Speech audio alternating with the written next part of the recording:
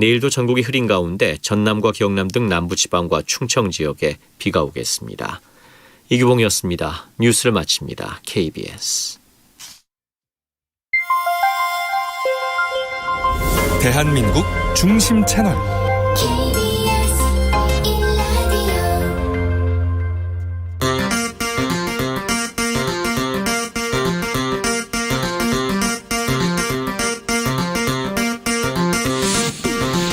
주진우 라이브.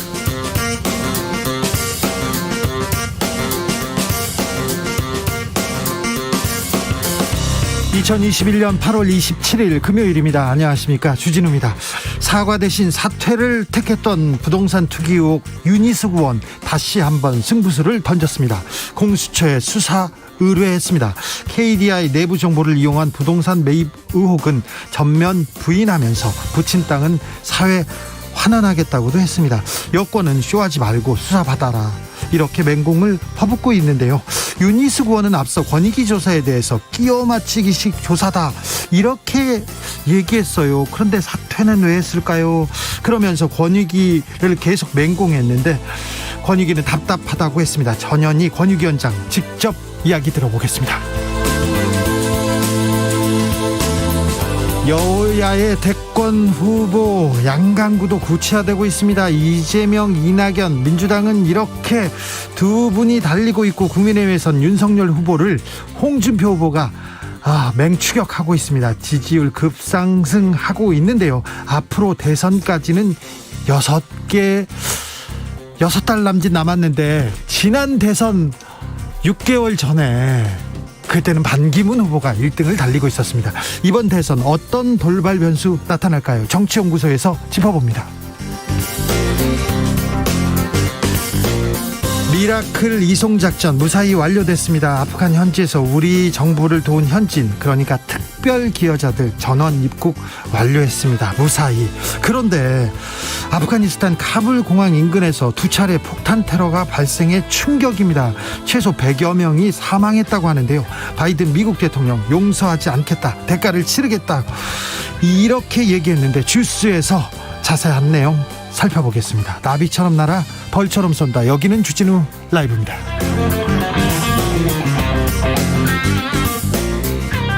오늘도 자중차에 겸손하고 진정성 있게 여러분과 함께 하겠습니다. 어느덧 8월의 마지막 금요일입니다. 곧 추석이고요. 아침 저녁 쌀쌀합니다. 추석 전에 국민 지원금 나온다는 이야기 들리고요. 정부가 추석 가족 모임 때 요양원 면회도 조금 허락해 줄 수 있을 듯 검토하고 있다고 합니다. 그전까지는 부지런히 백신 접종 완료하고 확진자 줄도록 각자 노력해야 됩니다.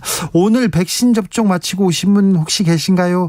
백신 접종 후에는 술 마시면 안 되고요. 푹 쉬시고 별탈 없는지 좀 잘 지켜보셔야 됩니다. 접종 후기도 들려주십시오. 샵 9730, 짧은 문자 50원, 긴 문자는 100원입니다. 콩으로 보내시면 무료입니다. 그럼 주진우 라이브 시작하겠습니다.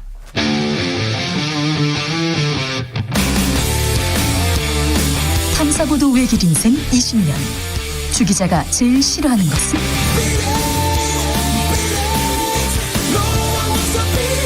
이 세상에서 비리와 부리가 사라지는 그날까지, 오늘도 흔들림 없이 주진우 라이브와 함께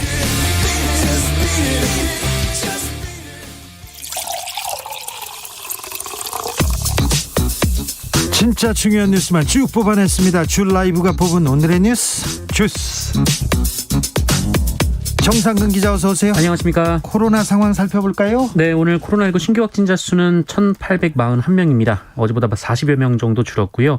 지난주 금요일과 비교하면 200여 명 정도 줄었습니다. 다행히 이렇게 증가세는 꺾은 것 같은데 그래도 1,800명대입니다. 네, 사망자 8명이 늘었고요. 위중증 환자는 2명 늘어서 현재 427명입니다. 백신 빨리 맞아야 될 텐데. 네, 어제부터 18세에서 49세 국민들에 대한 백신 접종이 시작됐고, 어제 하루 64만 명 명이 1차 백신 접종을 했습니다. 64만 명 속도를 내고 있군요. 네, 전체 1차 접종자는 2,772만 명이고 인구 대비 54%고요. 2차 접종까지 완료자 한 사람은 1,378만 명으로 인구 대비 26.8%입니다. 네. 전문가들은 부작용 때문에 망설이는 젊은 층의 경우 위험보다 이득이 더 크다면서 접종이 꼭 필요하다라고 강조했습니다. 실제 방역당국 조사 결과 지난 4월부터 최근까지 18세에서 49세 확진자의 93.7%가 백신 미접종자였습니다. 위드 코리아 죄송합니다. 위드 코로나인데 왜 저는 위드 코리아라고 계속 얘기하죠? 네, 위드 코리아 해야죠. 네, 알겠습니다. 네. 위드 코로나 얘기가 계속 나옵니다. 방역 대책 이대로는 좀 안 된다. 전환해야 된다. 이런 얘기 계속 나오는데 정은경 청장이 여기에 대한 이야기를 하셨어요? 네, 정은경 질병관리청장은 적어도 고령층의 90%, 성인 80%가 코로나19 접종을 마쳐야 위드 코로나로 방역 전략을 전환하거나 또 사회적 거리두기를 완화할 수 있다라는 의견을 냈습니다. 성인 80%가 코로나 접종을 마친다. 그럼 언제쯤 될까요? 네, 일단 정부와 방역당국은 10월까지 성인의 70% 접종을 목표로 하고 있기 때문에 위드 코로나 논의는 그 이후에야 가능할 것으로 보입니다. 그런데 코로나가 좀 장기화되면서 보건 의료 노동자들 굉장히 힘들다는 얘기 했지 않습니까? 파업을 기어이 할 것 같습니다. 예고했어요. 네, 이 보건의료노조가 파업 찬반 투표를 했는데요. 이 82%의 조합원이 투표에 참여해서 90%의 찬성으로 파업이 가결됐다고 발표했습니다. 이에 따라 보건의료노조는 정부와의 협상이 결렬될 경우 다음 달 2일 그 오전 7시를 기해서 파업에 들어간다고 선언했습니다. 네. 노조는 인력 확충, 생명안전수당, 감염병 전문병원 설립, 공공병원 확충 등을 요구 중인데요. 이 부분은 인력을 확충하고 감염병 전문병원을 설립하고 공공병원 확충하고 이거는 정부의 생각하고도 거의 비슷한 내용인데요. 네, 하지만 정부와의 교섭에서 특별한 의견 접근이 이루어지진 않은 모양입니다. 일단 보건의료노조는 파업 전까지 정부가 명확한 해결책을 제시해달라라고 요구하고 있습니다. 다만 보건의료노조는 파업 중에 환자 안전사고가 발생하지 않도록 응급실, 중환자실, 분만실, 신생아실 등 생명과 직결되는 업무에는 필수 인력을 배치하겠다라는 방침입니다. 정부와 보건의료노조가 얘기를 잘해서 파업으로 들어가는 일은 좀 막았으면 합니다. 2218님께서 자녀 백신 축 당첨해서 오전에 맞고 왔습니다. 백신 1차 접종 인증 받으니까 몸은 무거운데 기분 가뿐합니다. 위드 코로나를 향해 고고해요. 우리 얘기합니다. 그렇습니다. 심리적으로 굉장히 좀 안정감을 줍니다. 백신을 네네. 맞으면 이제 좀 내가 안전해졌구나 이런 생각도 하고요. 0168님 4시에 백신 맞았습니다. 따끔하고 아무렇지도 않아요. 많이 맞아서 코로나 빨리 극복했으면 합니다. 그렇습니다. 젊은 층 걱정하는 분들 많다고 하는데 걱정 안 하셔도 될 것 같습니다. 0531님 저요. 백신 2차 접종 마치고 집에 가서 밥 안 하고 쉬려고 족발 포장해서 집에 가는 중입니다. 그렇습니다. 쉬셔야죠. 내일까지 푹 쉬세요. 가족들한테 떠넘기고 주부시라면 집안일 하시는 분들은 내일까지 안 하셔도 되는 그 권리가 있습니다. 백신 맞으셨습니다. 잘하셨어요. 우리는 그 협력한 한국을 도와준 사람들을 무사히 지금 대피시키긴 했는데 지금 카불 공항에 큰 문제가 생겼어요. 아프가니스탄 폭탄 테러가 발생했습니다. 많은 사상자가 발생했고요. 네, 지금 아프가니스탄인들뿐만 아니라 이분들을 탈출시키려는 이 타국인들이 몰려있는 곳이 바로 카불 국제공항인데 네. 이 공항 외곽에서 폭탄 테러가 발생해서 이 100여 명이 사망했다라는 소식이 전해졌습니다. 테러를 자행한 곳은 극단주의 무장 세력 이슬람 국가, 그러니까 IS고요. 예. IS는 이번 테러가 자신의 소행이다라고 밝혔습니다. 자신들이 저질렀다고 밝혔어요. 네, 테러는 카불 공항 남동쪽 게이트, 그리고 여기서 250m 정도 떨어진 베런 호텔이라는 곳에서 터졌습니다. 이어서 괴한들의 총기 난사까지 이어졌다고 하는데요. 이 에비게이트는 이 미국과 서방국들이 대피해 나선 자국민들 그리고 아프간 협력자들을 이 공항에 들여보내기 위해 검사를 하는 곳이고, 이 베런 호텔은 탈출하려는 아프간인들이 잠시 묵는 곳입니다. 끔찍한 사건이 발생했습니다. 조 바이든 대통령은 보복을 언급했습니다. 네, 조 바이든 대통령은 그 아프간 내 IS 지도부와 시설을 타격할 작전 계획을 수립하라라고 지시했습니다. 이번 테러로 미국인 사상자가 좀 발생했죠. 네, 미군 13명이 사망하고 18명이 부상을 입장을 당했는데 지난 2011년 아프간전 이후 가장 많은 미군 사망자가 나왔습니다. 네. 조 바이든 대통령은 우리는 용서하지 않고 잊지 않을 것이다 라면서 끝까지 추적해 대가를 치르게 하겠다라고 밝혔습니다. 다만 31일까지 철군을 완료해서 20년 전쟁은 끝내겠다는 목표는 예정대로 진행한다라고 밝혔고요. 미국인과 현지 조력자를 대피시키겠다라고 밝혔습니다. 이번 주에 가장 뜨거운 뉴스는 유니스 구원이 만들고 있는데요. 오늘 자신을 둘러싼 논란에 대해서 다시 한번 입장을 밝혔습니다. 네, 지금 유니스 의원을 둘러싸고 의혹이 계속 제기되고 있습니다. 네. 특히 유니스 의원의 모친이 이 노컷뉴스와의 인터뷰에서 네. 이 땅을 살 때 앞으로 개발되면 쓸모가 있겠다는 취지에서 구입하겠다라고 했고요. 네. 또 부친은 JTBC 인터뷰에서 투자할 곳을 모색하다가 구입했다라고 밝혔습니다. 투자할 곳을 모색하다가 농지 얘기를 듣고 구입했다고. 처음에는 건물 살려다가 농지를 샀다 이렇게 얘기했어요. 네, 유니스 의원은 농사를 지으려고 이 땅을 그 부친이 알아봤다라고 했는데 다른 답변이 나왔습니다. 네, 그리고 부친이 새빵살이도 했다 이렇게 했는데 그것도 사실과 달랐고요. 네, 그렇습니다. 이에 대해 유니스 의원이 오늘 입장을 밝혔습니다. 본인 스스로를 공수처에 수사 의뢰한다라면서 네. 공수처가 못하겠다면 합수본에, 그러니까 합동수사본부에 다시 의뢰하겠다라고 밝혔습니다. 네. 그러면서 무혐의로 결론 나면 이재명 경기도지사 그리고 김어준 씨가 공적 공간에서 사라져야 한다라는 말을 했는데요. 아니요, 그런데 여기서 이재명 지사는 왜 나오고 김어준 씨는 왜 나옵니까? 네, 자신에 대한 의혹을 제기했다라는 이유로 보이는데 다만 부친이 이 농지법과 주민등록법 위반 의혹이 있으며 투기 의혹으로 비칠 여지가 있다라는 점은 변명하지 않는다라는 말을 했습니다. 농지법과 주민등록법 위반은 한 것 같아요. 네, 그러면서 딸에게 죄가 없다는 취지의 부친의 자필 편지를 공개하면서 이 문제된 농지는 이익을 전부 사회에 환원하겠다라는 입장을 대신 전했습니다. 일단 네, 김배공님께서 유니스 구원님 부친의 땅 매입이 정상적이고 잘못된 것이 아니라면 왜 국회의원직을 사퇴하고 노는 왜 팔고 이익금은 왜 사회에 환원하나요? 대한민국은 정상적인 거래와 이익을 강제 회수하는 거 환원하지 않습니다. 얘기하는데 김배공님이 정확한 지적을 하고 있는 것 같습니다. 잘못이 없다고 권익위가 잘못했다고 끼워 맞추기 했다고 했는데 왜 사퇴는 하고 노는 왜 팔고 이익금은 왜 파는지 이런 얘기가 나왔습니다. 이재명 경기도지사 관련 논란이 또 제기됐습니다. 네, 이재명 지사를 둘러싸고 몇 가지 논란이 정치권에서 제기됐는데요. 일단 첫 번째는 이 경기도 산하기관인 이 수원 월드컵 경기장 관리재단의 이 정희찬 사무총장과 관련된 내용입니다. 지난 26일 사표를 제출했는데 이 정희찬 전 사무총장이 지난 1997년 이 대학생으로 위장해 동아리 활동을 하던 20대 시민을 경찰 프락치로 몰아 폭행해 사망에 이르게 한 이종건 상해치사 사건에 관여된 사실이 알려졌습니다. 1997년에 그 프락치 사건에 관여한 사람이었고요. 또 다른 논란은요? 네, 청탁금지법 위반 논란입니다. 이 송두환 국가인권위원장 후보자가 이재명 지사의 지난 2019년 이 친형 강제 입원 허위사실 공표 관련 선거법 위반 상고심 변호인단으로 참여를 했는데 그때 수임료를 받지 않았다라고 합니다. 이게 청탁금지법 위반이라는 지적인데요. 국민의힘은 물론 더불어민주당 경선 예비 후보들의 비판도 이어지고 있는데 그 이재명 지사 측은 당시 이재명 지사가 공직자 신분이긴 했지만 이 사건은 개인 사건이었다면서 청탁금지법 위반은 아니라는 입장입니다. 군대 내 집단 면역 관련 조치가 대통령의 지시로부터 나왔다 이런 주장이 제기됐습니다. 이건 또 무슨 소린가요? 네, 이 며칠 전 이 대부분 백신 접종을 완료한 군에서 마스크를 벗는 실험을 한다라는 SBS 보도가 있었는데요. 보도가 있었는데 질병관리청에서 바로 부인했지 않습니까? 네, 질병관리청은 부인했습니다. 그런데 하태경 국민의힘 의원이 군인들을 대상으로 생체 실험을 한다라며 중단을 촉구하고 있습니다. 그런데 여기에 더해서 이 군의 이런 방침이 문재인 대통령의 지시였다 이렇게 주장했는데요.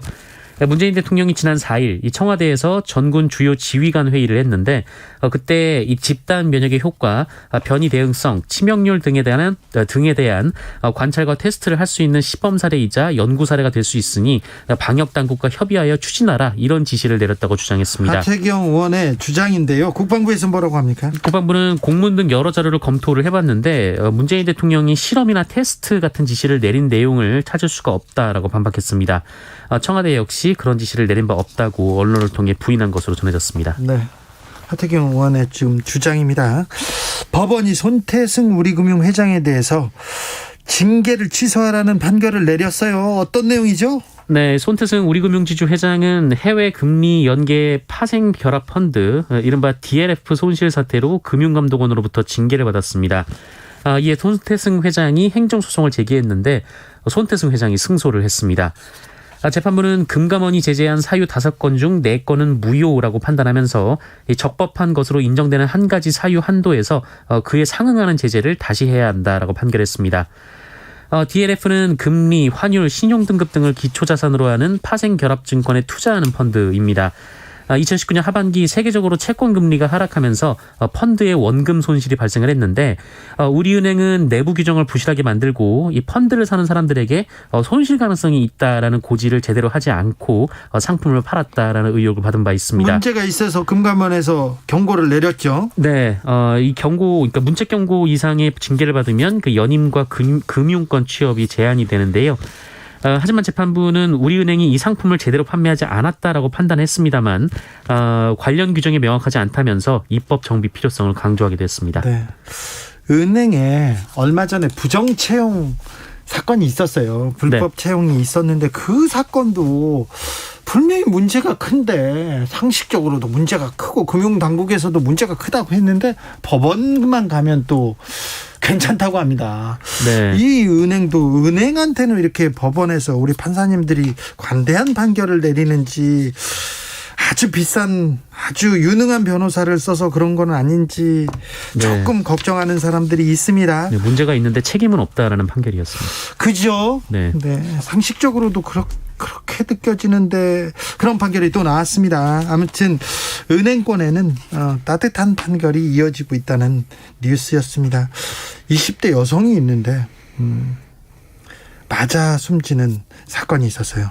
네, 이 사건 상당히 논란이 되고 있습니다. 지난달 25일 이 서울 마포구에 거주 중인 25살 여성 황혜진 씨가 오피스텔에서 남자친구로부터 구타당해 숨진 사건이 뒤늦게 논란이 되고 있습니다. 아이고. 유족들이 어제 SBS를 통해서 피해자의 신원 그리고 사건 당시 CCTV를 공개했습니다. 이 황예진 씨인데요. 이 황예진 씨 유족이 공개한 CCTV 영상에서 가해자는 황예진 씨를 벽에 강하게 밀치고 이후 정신을 완전히 잃은 황예진 씨를 엘리베이터로 옮겼는데 이때 이미 황예진 씨의 옷에 이 핏자국이 선명했습니다. 그런데 이후 가해자가 직접 119에 신고를 해서 이 황혜진 씨가 술을 너무 많이 마셨다면서 옮기던 중 머리를 찧었다라고 허위 신고를 하기도 했습니다. 어떻게 됐어요? 그런데 이 가해자가 현재 불구속 상태로 수사를 받고 있는 것으로 전해졌습니다. 왜요? 마포경찰서가 상해 혐의로 이 남성을 체포했고 구속영장을 청구했는데요. 이 법원은 증거인멸과 도주 우려가 없다면서 영장을 기각했습니다. 그리고 경찰이 이 현재 살인의 고의성을 확정하기 어렵다며 상해치사에 무게를 두고 수사를 벌이고 있는데 유족은 현재 사망 신고까지 미루면서 이 살인죄 적용을 요구하고 있는 상황입니다. 한편 통계에 따르면 이른바 연인간 폭력으로 붙잡힌 사람이 연평균 9,500여 명에 이른다고 하는데요. 하루 평균 26명 꼴인 것으로 전해졌고요.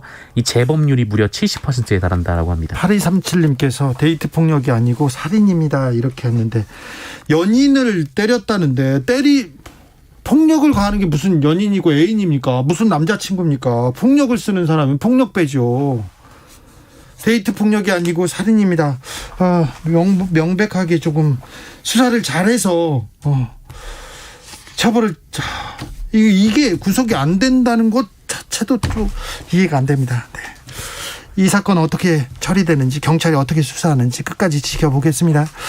정상근 기자. 네. 어떤 음식 바쁘니까 어떤 음식 제일 많이 먹어요 일주일에? 바빠도 고기 많이 먹습니다. 고기 많이 먹어요? 네. 저는 김밥을 제일 많이 먹는 것 같아요. 일주일에 한 2-3번 먹는 것 같은데 정상근 기자는 혼자 고기 많이 먹었네? 뭐 혼자 있든 뭐 둘이 있든. 네, 알겠습니다. 네. 먹습니다.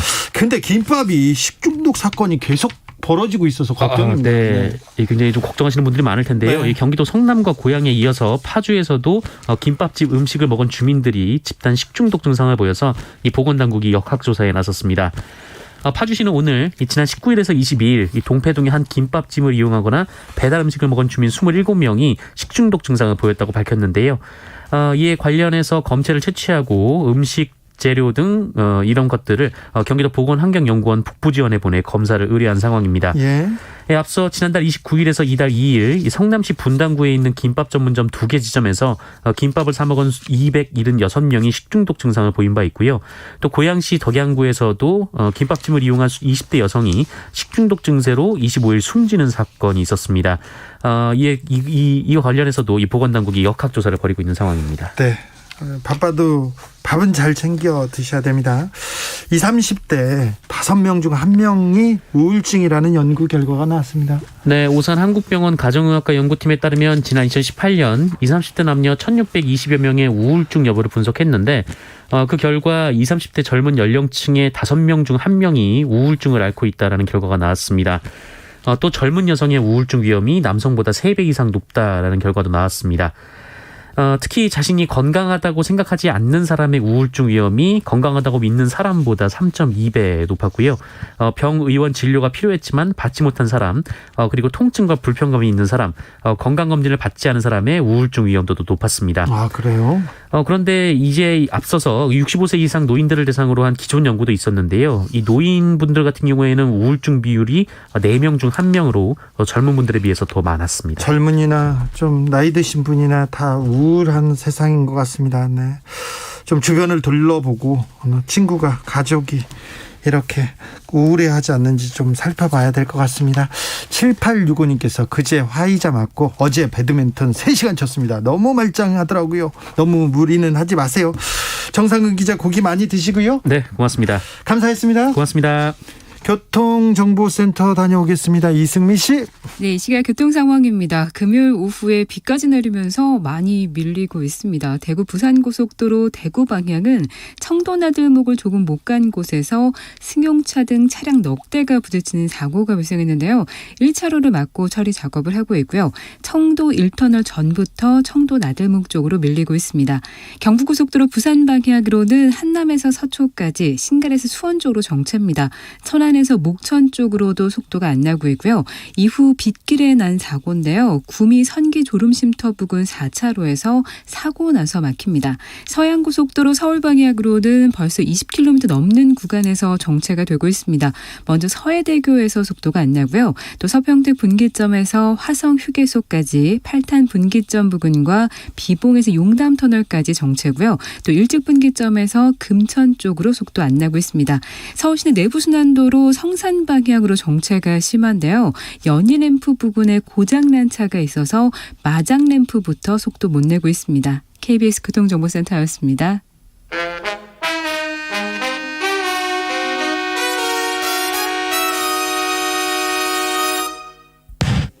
주진우 라이브 돌발 퀴즈. 오늘의 돌발 퀴즈는 객관식입니다. 문제를 잘 듣고 보기와 정답을 정확히 적어 보내주세요. 오늘의 문제. 경기도 이곳 미 공군기지에서 30여 명의 코로나 확진자가 발생했습니다.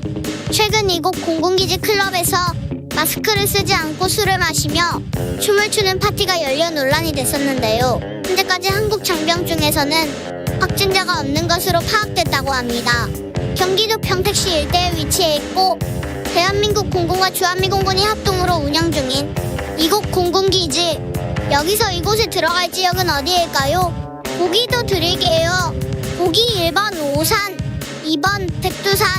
다시 한번 들려드릴게요. 보기 1번 오산, 2번 백두산. 샵9730 짧은 문자 50원, 긴 문자는 100원입니다. 지금부터 정답 보내주시는 분들 중 추첨을 통해 햄버거 쿠폰 드리겠습니다. 주진우 라이브 돌발 퀴즈 월요일에 또 만나요.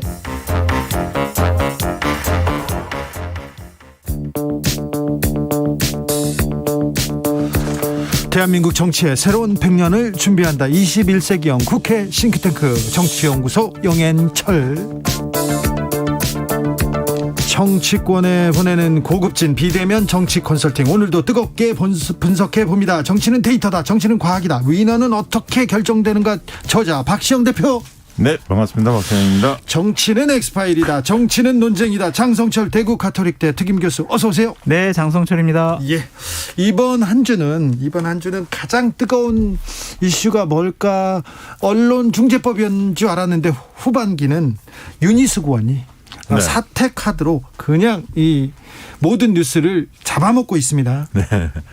아니, 사실 첫날 그렇게 이제 뭐 사퇴 얘기가 갑자기 나왔잖아요. 그렇죠. 밤에. 강수. 그리고 이거 뭐지? 그 다음날 이제 그 기자회견을 보니까 네. 굉장히 화가 나 있더라고요. 윤희수 의원께서. 네네.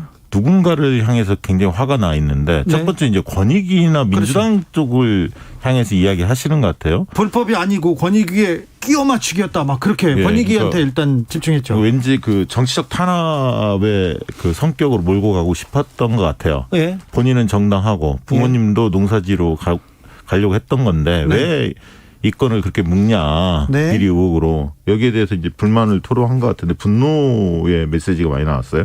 분노의 메시지를 내자마자 언론에서 책임 정치, 배버의 책임 정치를 여기서 봤다면서 너무 아니 많이 띄우고 모 정치 평론가들도 존재감을 높였다.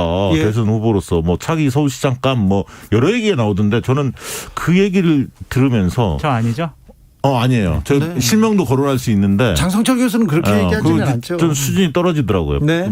평론하는 수준이. 왜냐하면 부동산 문제는 국민들이 가지고 있는 상식이라는 게 있습니다. 그리고 예. 너무나 잘 알아요. 네. 그리고 농지들을 어떻게 그 투기성으로 확보하는지도 너무 잘 알고 있습니다. 국민들이. 증거 받지 않습니까? 다 알지 않습니까? 예. 근데 이런 거 다 아는데 제가 볼 때는 좀 자기가 넘어간 거 아닌가 그런 생각 가집니다. 그러니까 강하게 이야기하면 네.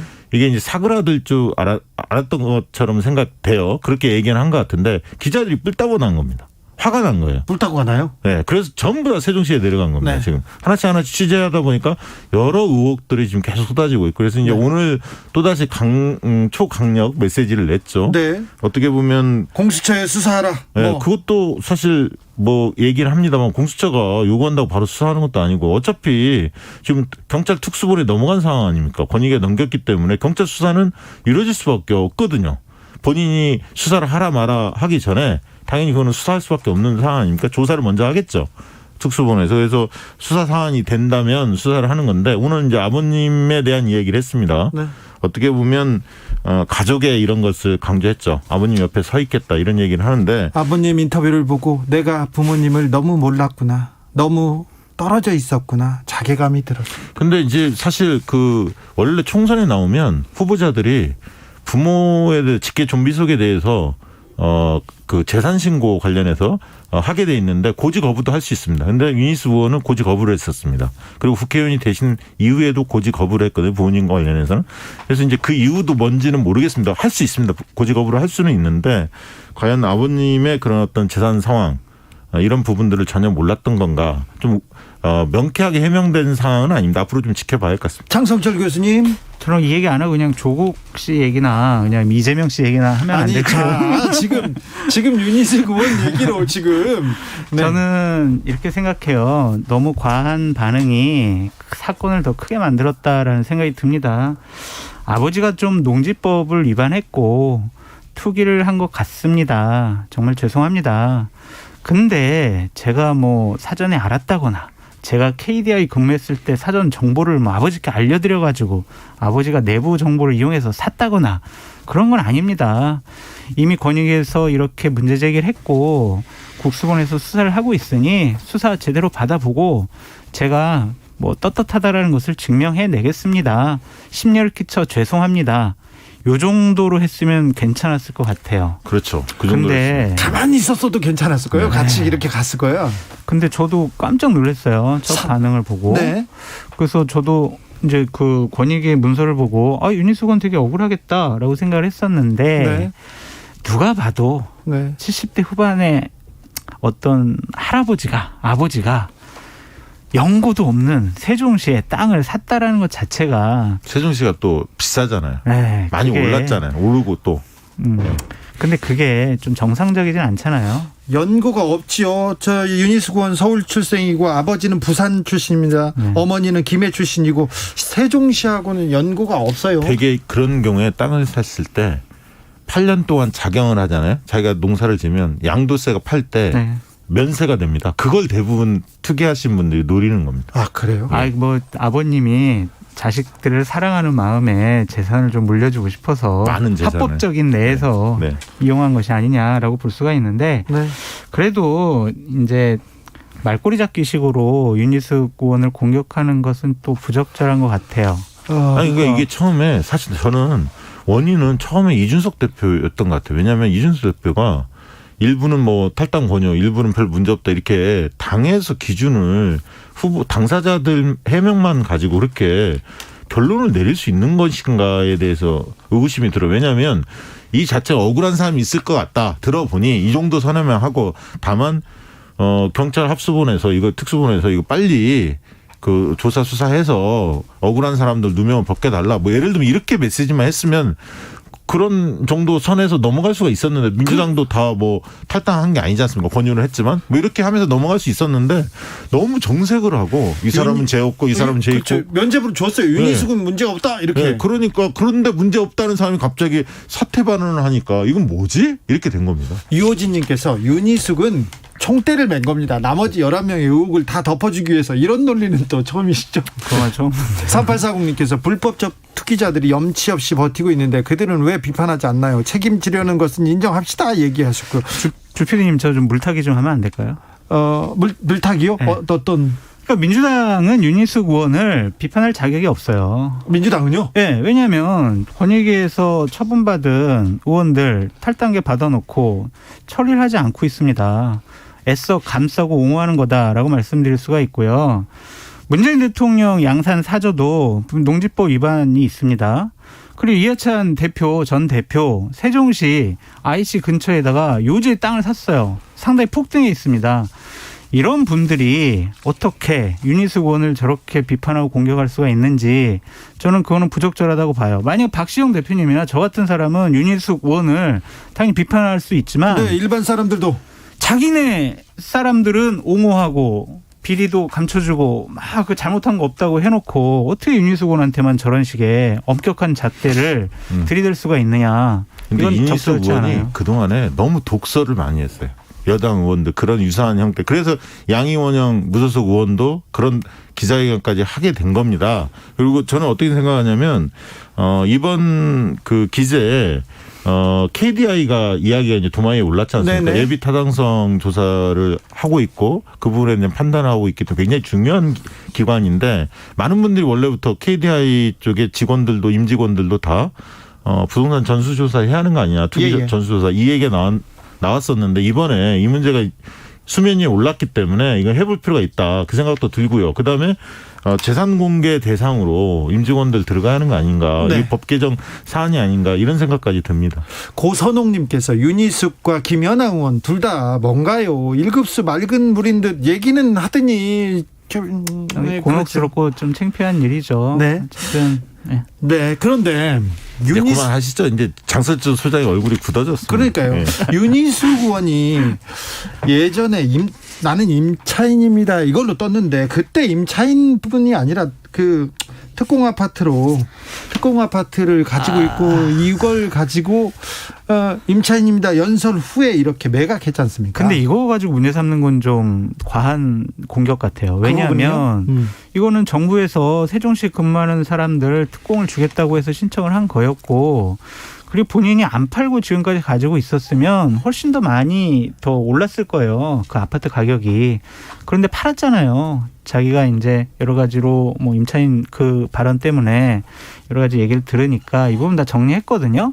근데 이제 그때 그분이 실수를 한 게 뭐였냐면 원래 원고에는 알아요. 저는 임대인이면서 임차인입니다. 이렇게 원래 원고는 본인이 썼다고 해요. 네. 근데 이제 발언할 때 임대인을 빼니까 이건 거짓 아니냐. 본인이 집을 두 채를 가지고 있었는데 서초에는 지금 현재는 전세를 살고 있으니까 임차인은 맞지만 임대이면서 임차인이거든요. 근데 네. 마치 본인은 전세로 사는 사람 그거 뭐 집은 없고 그렇게 네.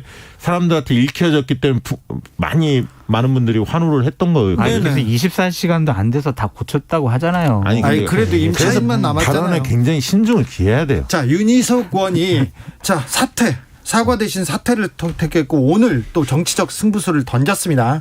무혐의 나오면 이재명 사퇴하라, 김어준 몰아내야 된다 이런 얘기를 했는데 요 승부수는 또 어떤 그거는 파장이? 좀 너무 황당하더라고. 나는 이재명 지사가 뭔 얘기를 한 것이 있는지 알고 찾아봤어. 캠프에서는 그게 아니라 뭐 김남국 의원이나 여러 몇몇 의원들이 이야기한 걸 가지고 이재명 지사 무슨 사퇴하라 이런 식으로 논리를 피니까 굉장히 어떻게 보면 본인이 이번 발언들도 순교자 행세를 한 거 아닙니까?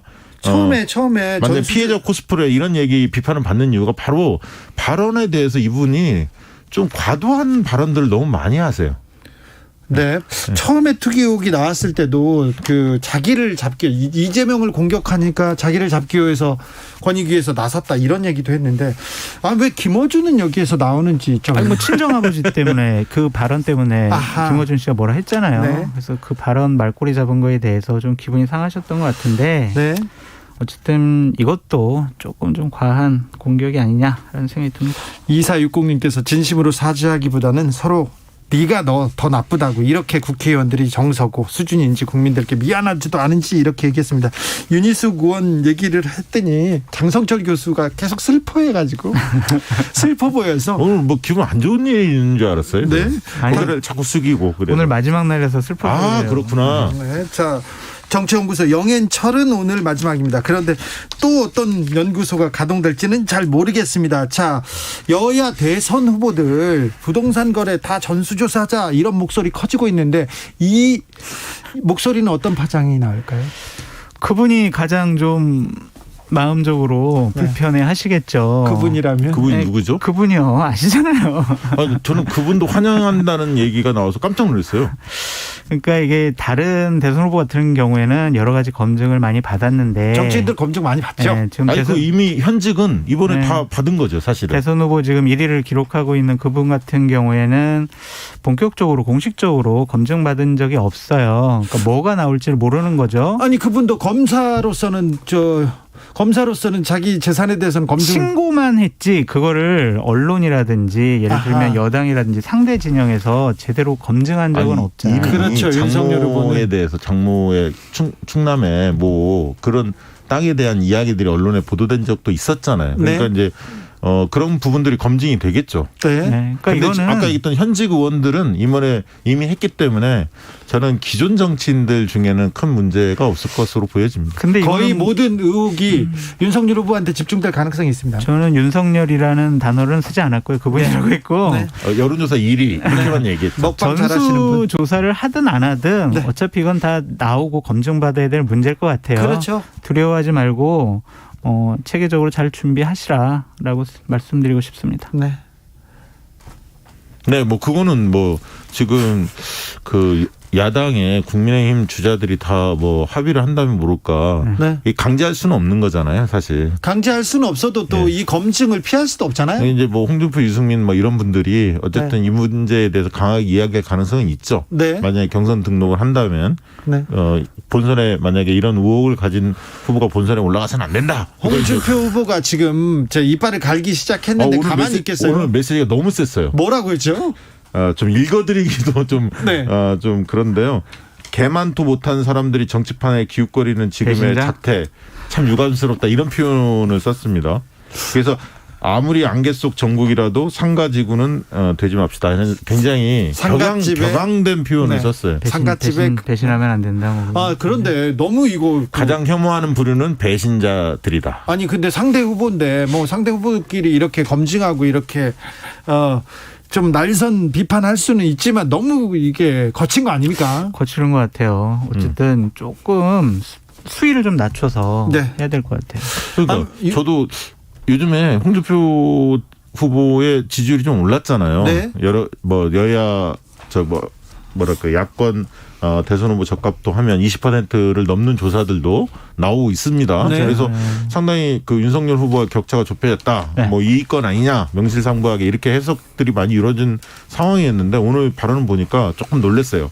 김종필 전 총재죠. 네. 뉴욕에 참배도 했는데 페이스북에 이런 글을 올리셔서 뭐가 좀 기분이 언짢은 일이 있었나 이런 생각이 이제 좀 공세적으로 나오는 거죠. 네, 준비를 한 것 같아요. 내가 이제 2등 후보고 1등만 잡으면 된다. 그럼 결국에는 1등 후보의 가장 아킬레스건을 건들자라는 거고 홍준표 후보 같은 경우에는 그래, 윤석열, 최재형 이 두 후보는 문재인 정권을 배신한 사람이야라는 프레임으로 가려고 하는 것 같은데 저는 좀 동의할 수가 없는 게 문재인 정권의 공정과 상식이 어긋나는 그런 여러 가지 행위에 대해서 많이 대항을 했고 항거를 해서 나온 거지 배반했다라는 단어를 쓰는 것은 옳지 못하다라는 생각이 듭니다. 근데 유승민 후보의 전략이 최근에 이제 발언한 걸 보면 네. 윤석열은 홍준표가 잡고 네. 홍준표는 유승민이 잡겠다. 네. 이런 그러니까 결국 윤석열 잡는데 홍준표 전 대표 후보께서 네. 이만한 사람이 없다. 앞장을 좀 서달라. 네. 이 요구인 것 같아요. 조성빈님께서 홍 의원님 이 배신자 프레임이 있지 않습니까?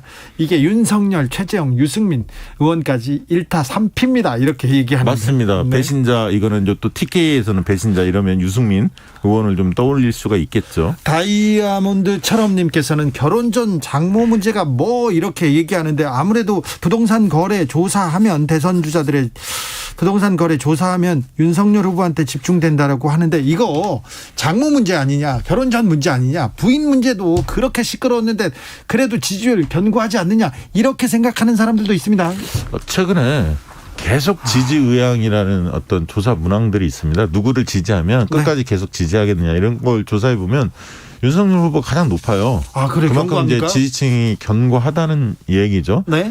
다른 후보를 지지하기는 아직 그 윤석열 후보 지지층들이 볼 때 좀 이렇게 다른 후보한테 아직 눈길은 안 가는 것 같아요. 현실적으로 정권 교체를 위해서는 윤석열 후보가 좀 버텨줘야 한다. 이렇게 좀 보는 것 같아요. 그분들의 마음속에는. 그래서 여러 악재들이 많이 있었음에도 불구하고 최근에 지지율이 네. 빠지진 않았습니다. 그리고 여권 쪽에 좀 악재들이 쌓이면서 반사이익을 거둬서 소폭 상승한 조사 결과도 좀 나오고 있거든요. 그래서 결국 윤석열 후보의 지지율 문제는 당분간은 갈 것 같고요. 이제 TV토론회가 본격화되는 9월 중순 이후에 그 상황에서 과연 얼마나 잘 그 방어하느냐 거기에 따라서 많이 달라지지 않을까 그런 생각 듭니다. 물론 이제 몇 가지의 비리 의혹들이 나오는 있습니다만 그게 아직 확정된 건 없기 때문에 그것도 지켜봐야 할 것 같고요. 장성철 교수님. 국민의힘 지지층 한 60% 내외가 예. 윤석열 후보를 아주 강력하게 지지를 하고 있기 때문에 이 국민의힘 대선 후보 경선에서 다른 후보들이 윤석열 후보를 넘어설 수 있을까라는 거에 대해서는 회의적이에요.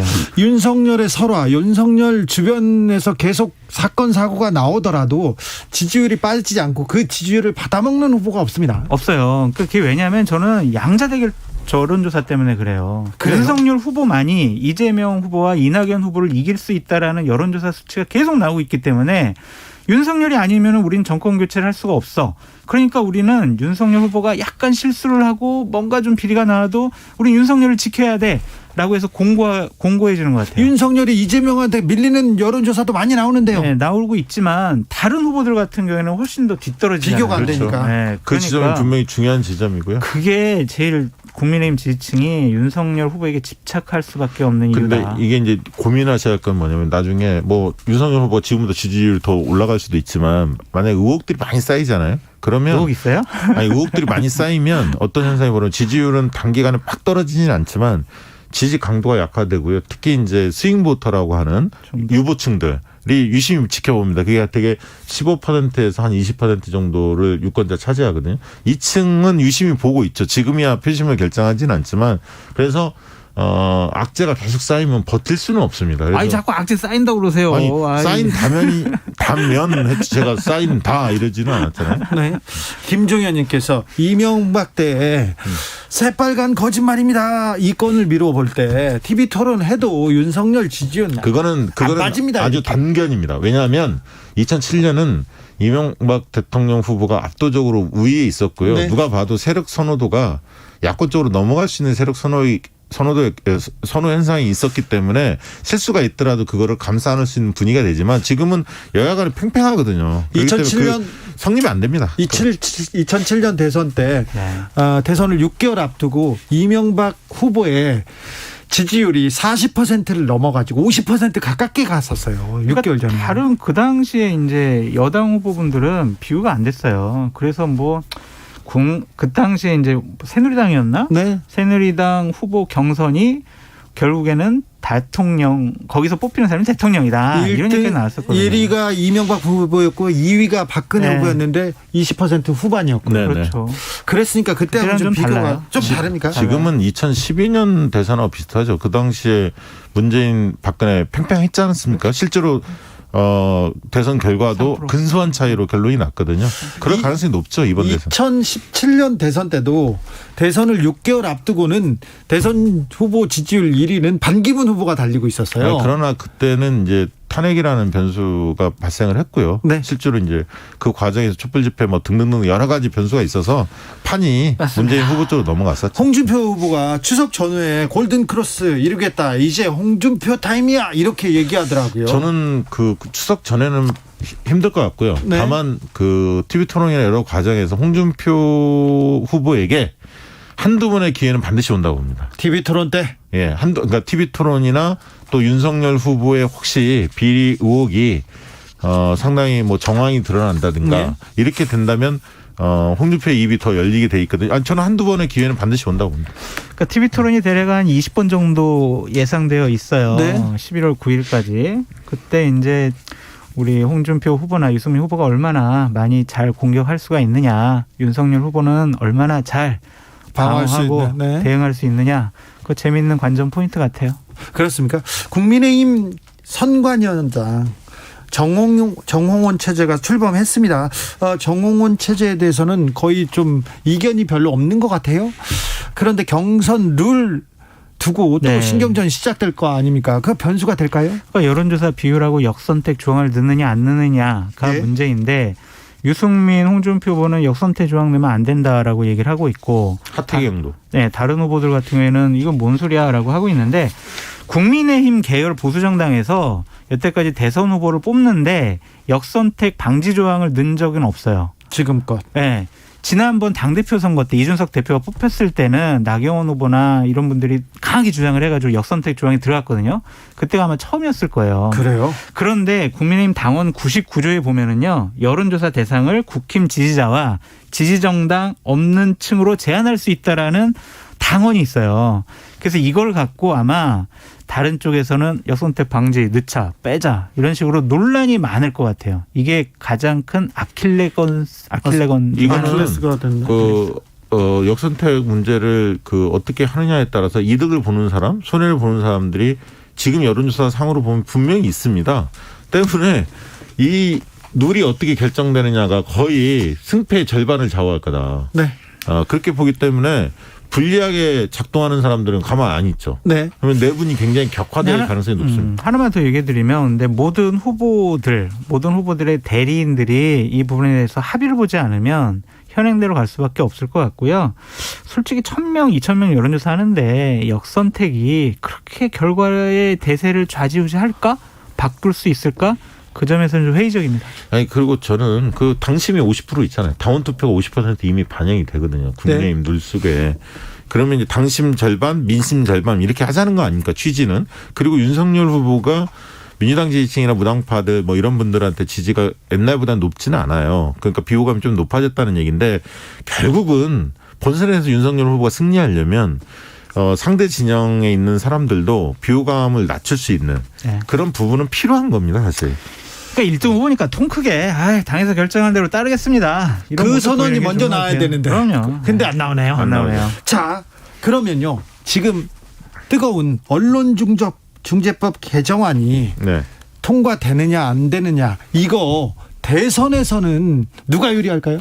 지금 그 민주당 입장에서는 여론조사 상으로는 국민 여론은 통과시켜야 한다는 여론이 높습니다. 근데 계속 그 수치가 떨어지고 있어요? 네, 그거는 왜냐하면 뭐 정의당도 반대한다고, 그다음에 네. 언론도 반대하고 일제히 또 각 언론의 논조가 비판적인 논조 일색 아닙니까? 그러다 보니까 영향을 좀 받는 건데, 시간이 길어지면서 이 다음 주 월요일날 통과는 안 돼요. 왜냐하면 필리버스터를 그 야당이 하게 되면 다음 달로 넘어가게 돼 있습니다. 그래서 어떤 현상이 벌어지냐면 다음 달 첫 번째 본회의 때 투표를 하게 돼 있거든요. 근데 이제 민주당은 필리버스터보다는 전원위원회를 주장해요. 왜냐하면 전원위원회라면 300명이 상임위처럼 각자 찬반 토론도 하고 전문가 불러서 예를 들면 언론 관계자들 다 불러서 듣기도 하거든요. 그러면서 또 수정안이 나올 수도 있어요. 그럼 누구한테 유리해요?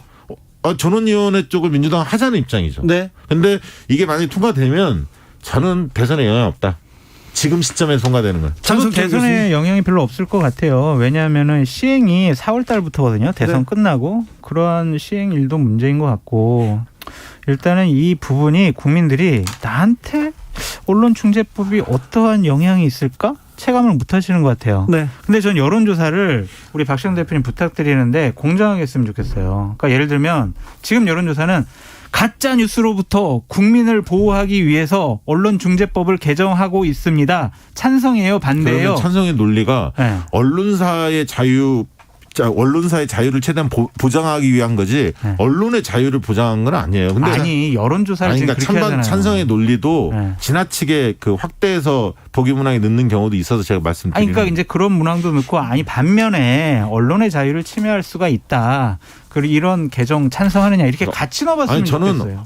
언론사들이 언론 매체가 이런 프로그램에서 이해 당사자잖아요. 이 문제에 대해서. 그러면 찬반 논리에서 굉장히 균형 있게 다뤄야 돼요. 근데 지금 그렇게 하고 있습니까 과연? 그래도 어쨌든 얼마 전이죠. 8월 달에 문재인 대통령께서 말씀하셨습니다. 언론의 자유는 누구도 흔들 수 없다라고 말씀하셨기 때문에 헌법 21조의 언론의 자유의 가치를 지키는 집권 여당이 됐으면 좋겠다라고 말씀드립니다. 시민의 언론의 자유는 오히려 보장하는 쪽이죠. 이 부분은. 이 부분은? 언론사 기자들은 약간 신경 쓰이는 대목은 있지만 시민들은 훨씬 어떻게 보면 시민의 자유를 확보해 주는 거죠. 1시간 정도 시간 주시면 토론. 네, 0345님께서 이건 제 느낌이에요. 그냥 느낌인데 장 교수님이 박 대표 좋아하시는 것 같아요. 다른 분과 방송할 때는 까칠하신데 박 대표님과 이렇게 방송하실 때 완전 듣기 좋다고요 얘기합니다. 감사합니다. 장성철 교수님은 개강 때문에 오늘 정치연구소의 마지막입니다. 다른 자리에서 뵙게 될 거니까 너무 걱정은 마시고요. 끝인사 좀 하면 안 돼요? 네. 주진우 앵커님의 지혜와 박시영 선배님의 탁견을 배울 수 있는 정말 좋은 행운이었던 시간이었습니다. 감사합니다. 아이고, 말씀 감사합니다. 고생 많으셨어요, 감사합니다. 교수님. 오늘 고생 많으셨습니다. 네. 저는 잠시 쉬었다가 6시 2부에 이어가겠습니다. 장성철 교수님 그동안 수고 많으셨습니다. 감사합니다. 감사합니다.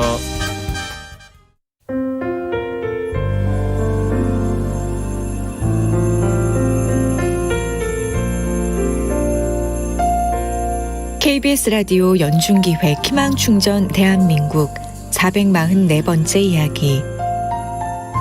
안녕하세요. 아나운서 이현주입니다. 다정이 엄마는 9년 전 다정이를 낳자마자 이혼을 선택했습니다. 양육비를 주겠다고 약속한 전 남편은 다정이가 10살이 된 지금까지 단 한 번도 돈을 보낸 적이 없습니다. 태어나자마자 주기성 구토증 진단을 받고 수시로 구토에 시달리는 다정이는 꾸준히 입원 치료를 받아야 하는데요. 섬유 근육통으로 몸이 아픈 엄마가 다정이의 치료비와 생계비를 모두 감당하기엔 버거운 게 현실입니다. 게다가 다정이는 사람들의 따가운 시선에 상처를 받고 마음의 문을 굳게 닫아버렸습니다. 웃음을 잃어버린 다정이와 엄마가 힘겨운 일상을 벗어나서 마음 편히 미소 지을 수 있도록 여러분이 희망을 전해주세요.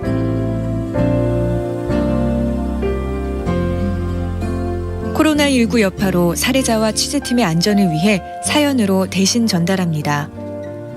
여러분의 따뜻한 손길이 희망의 빛이 됩니다. ARS 060-700-1580 060-700-1580 한 통화 3,000원으로 희망을 선물해 주세요. KBS 라디오 연중기획 희망충전 대한민국은 초록우산 어린이재단, 인탑스 주식회사 그리고 청취자 여러분과 함께합니다. ARS 060-700-1580 한 통화 3,000원입니다.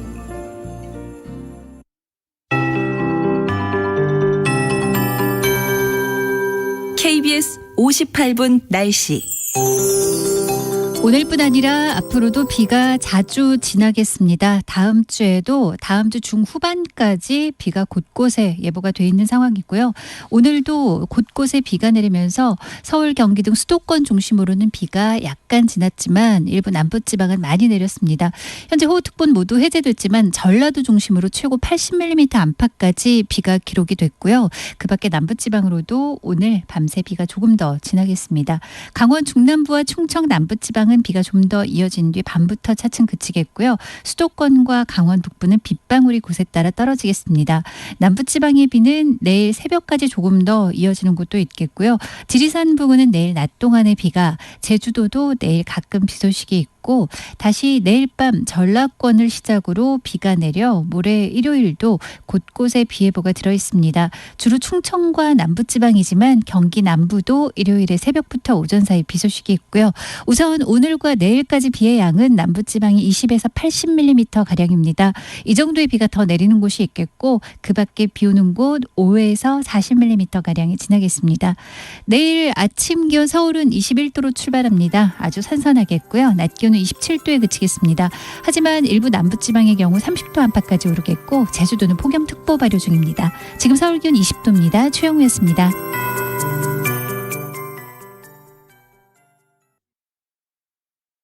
정성을 다하는 국민의 방송 KBS가 6시를 알려드립니다. AM 711kHz, FM 97.3MHz, KBS 1라디오입니다. HLKA.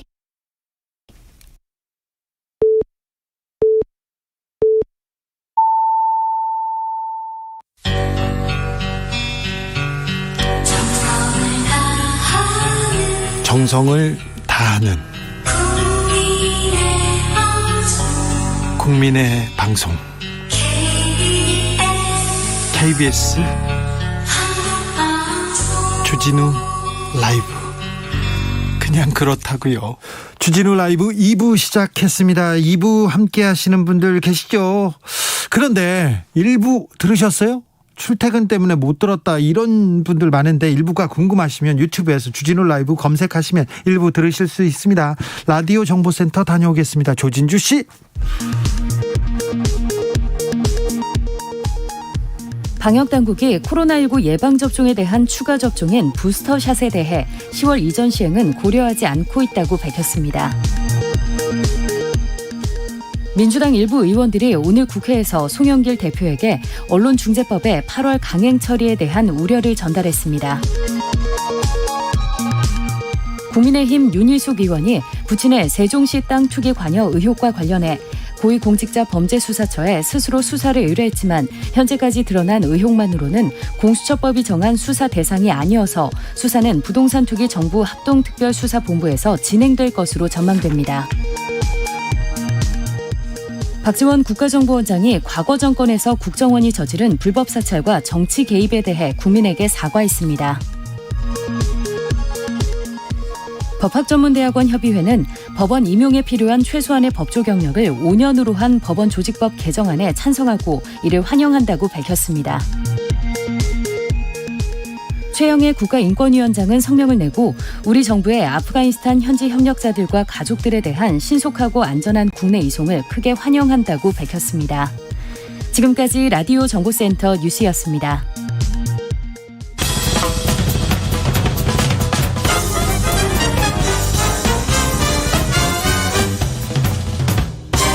훅 인터뷰. 모두를 위한, 모두를 향한, 모두의 궁금증 훅 인터뷰.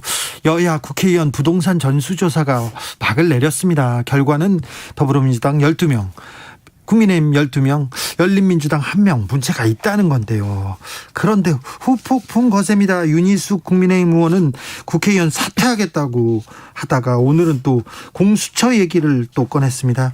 권익위 조사는 끼워 맞추기 조사다 이렇게 반발하기도 했는데 야만적이라는 비판도 받았고요. 권익위에서는 우리는 열심히 했는데 답답하다 이렇게 호소합니다. 답답한 마음, 전수조사 과정 좀 들어보겠습니다. 전현희 권익위원장, 안녕하세요.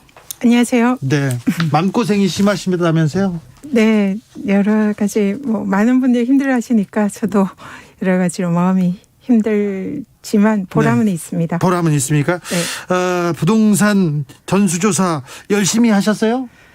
열심히 했습니다. 제가 한 건 아니고요. 네. 우리 직원들이 열심히 했습니다. 그런데 자, 여야 국회의원 부동산 이렇게 쭉 훑어보시니까 좀 소감은 어떻습니까? 일단 결과에 좀 안 좋은 결과가 나오신 분들을 지켜보면서 마음이 좀 안 된 마음이다. 안타까운 마음이 있었고요.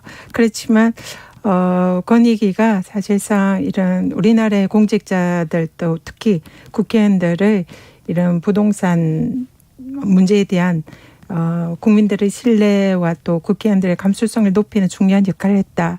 이런 생각을 하고요. 사실 이번에 이제 제가 위원장으로서 드리고 싶은 말씀은 제가 전반적으로 직무 회피를 했습니다. 그래서 조사 과정에 전혀 개입을 하지를 못했는데요. 네. 근데 권익위 직원들이 각자 자기 부서에서 일하던 직원들을 이번에 차출을 해서 네. 한 5개월간을 우리 직원들이 좁은 사무실에서 사실상 그 휴가도 반납하고 주말도 없이 밤새워 일을 했었습니다. 예. 그래서 너무 제가 지켜보는 저로서는 너무 열심히 한다. 그래서 참 어려운 환경이지만 정말 최선을 다했다 이런 생각을 하고요. 그래서 잘했다라는 칭찬을 크게 해주시는 분들이 오셔서 네. 제가 우리 직원들이 얼마나 열심히 하고 최선을 다했고 정말 힘들겠다는 네. 걸 좀 이 자리에서 한번 좀 말씀을 드리고 싶습니다. 정치권에서 박수 치는 일은 없잖아요. 그래서 그런데 국민들은 박수 치고 있을 겁니다. 감사합니다. 많이 좀 응원 격려 좀 부탁드립니다. 민주당에서 권익위 조사가 나왔을 때는 이런 얘기 없었어요. 그런데 국민의힘에서 조사가 나오자마자 편파 조사다, 부실 조사다, 뭐 흠집 내기다, 끼워 맞추기다 이런 반발 바로 나왔는데 어떻게 보십니까? 편파 조사라는 부분에 있어서는 전혀 동의를 할 수가 없고요. 네. 정말 공정하게 하려고 노력을 했습니다. 네. 그래서 일단 조사단의 구성에 있어서도 여당과 야당 똑같은 잣대로 하기 위해서 거의 기계적인 균형을 맞추다시피 조사단의 구성도 동등하게 하고 또 혹시 정무직들이 오해의 소지가 있을 소지가 있기 때문에 저나 부위원장은 직무 회피를 해서 조사에 관여를 하지 않았고요. 네. 조사 방법과 절차 거의 기간 이런 모든 것을 균형을 맞춰서 철저히 공정하게 동일한 잣대로 했고요. 방법, 절차, 기간 다 균형 거의 기계적 균형을 맞추다시피 했습니다. 조사 결과도 기계적 균형을 맞춘 것처럼 12명 나왔어요. 그거는 이제 의도치 않은 결과고요. 예. 이런 또 사실 조사단에는 여당 추천 비상임위원, 네. 야당 추천 비상임위원 이래서 여야의 이런 균형 이런 걸 맞췄고요. 그래서 정치적 편향성은 있을 수 없다. 있을 수 없고 뭐 근본적으로 그런 것은 존재할 수가 없는 구조입니다. 그리고 부실 부분도 말씀하시는데 네. 권익위 조사는 기본적으로 행정조사입니다. 이 실태조사라고 하죠. 네. 그런 형식의 조사입니다. 그래서 강제 수사권 이런 것을 가지고 있는 수사기관 간을 기본적으로 그 존재 의미라든지 그 형식이라든지 제도가 다른 겁니다. 그래서 수사만큼의 결과를 내지 못해서 부실하다. 이건 아예 말이 안 되는 그런 상황이다라는 말씀드리고요. 주어진 행정조사의 범위 내에서 법과 원칙에 맞춰서 최선을 다한 그런 조사였다라는 말씀을 자신 있게 드립니다. 6726님께서 권익위원회 무죄입니다. 죄 짓고 큰소리치는 인간들이 죄가 있죠. 힘내시고 단디해 주이소. 단디 이렇게 얘기합니다. 감사합니다. 단디는 이게 경상도 사투리인데요. 네. 경상도 출신인데 감사합니다. 네.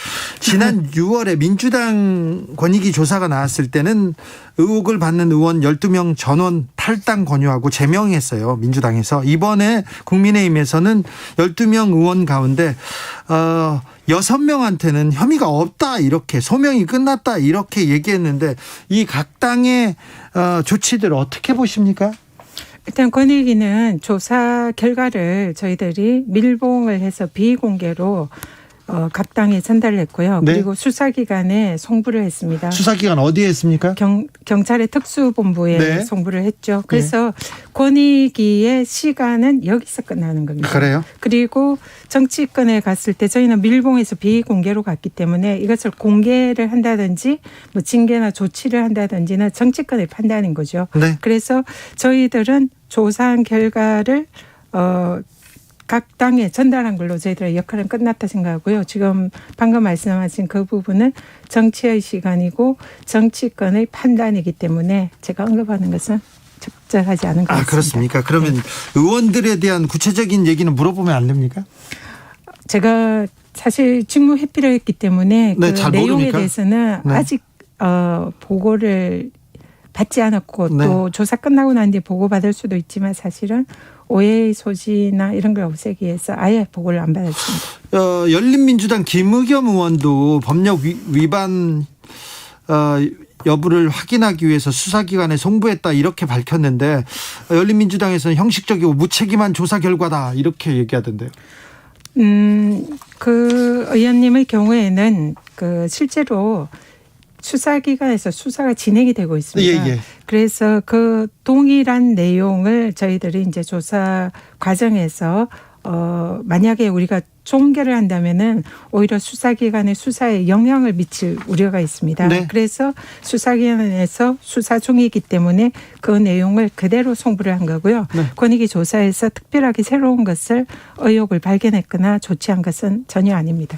국민의힘 윤희숙 의원은 그 의원직 사퇴를 선언하기도 했습니다. 사퇴가 될지는 잘 모르겠습니다. 그런데 그러면서 연좌제 아니냐, 부친 문제를 가지고 본인하고는 별개다 이렇게 얘기하는데 그 연좌제라는 부분은 이번 전수조사의 의미를 잘 모르는 오해에서 나온 얘기고 알면서도 그런 표현을 한 건지는 모르겠습니다만 네. 첫 번째로 이번 전수조사는 국회의원들과 국회의원의 가족에 대한 전수조사를 해달라고 네. 당이나 의원 본인들이 직접 요청을 한 겁니다. 거기에 또 그리고 사인했죠. 본인과 가족들의 그 정보 공개 동의서를 제출을 했고요. 그래서 네. 저희들은 조사 범위가 이제 국민의힘 경우는 약 500여 명 되는데요. 네. 이분들이 본인과 또 가족들에 대해서 전체 조사를 한 거고요. 뭐 국회의원이라고 따로 더 조사를 하고 가족이라고 덜 조사하고 이러지를 않습니다. 네. 똑같이 그 균형 있게 공정하게 조사를 했고요. 그러다 보니까 가족들의 조사에서 위법의 의혹이 발견이 된 거고요.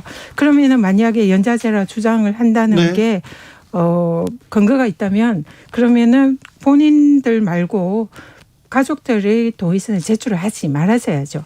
그리고 제출을 했으면 거기에 의혹 사항이 나면 권익위는 법과 원칙에 따라서 의혹을 밝혀내는 것이 저희들의 의무입니다. 근데 이걸 연좌제로 하는 것은 좀 이해하기 어려운 얘기고요. 또 하나는 국회의원들은 재산 공개를 본인뿐만 아니라 가족들 다 하고 있습니다. 네. 그 말은 국민들이 국회의원에 대한 여러 가지 그 도덕성의 기준이 높기 때문에 또 상속 이런 여지가 있기 때문에 전체적으로 가족들의 재산 공개 범위에 포함시키는 거고요. 그래서 연좌제 말을 적용하려면 국회의원들은 본인만 재산 신고하고 본인만 떳떳하면 되고 가족에 대해서는 전혀 타치를 하지 않는 법과 제도가 있어야 되는데 그렇지 않고 이해충돌방지법이라든지 부패방지법은 다 가족들을 적용 대상으로 선출직의 경우에는 하는 거죠. 그래서 연좌제의 주장은 법에도 어긋나고 국회의원이라는 선출직의 그 본분에도 맞지 않는 주장이다 생각합니다.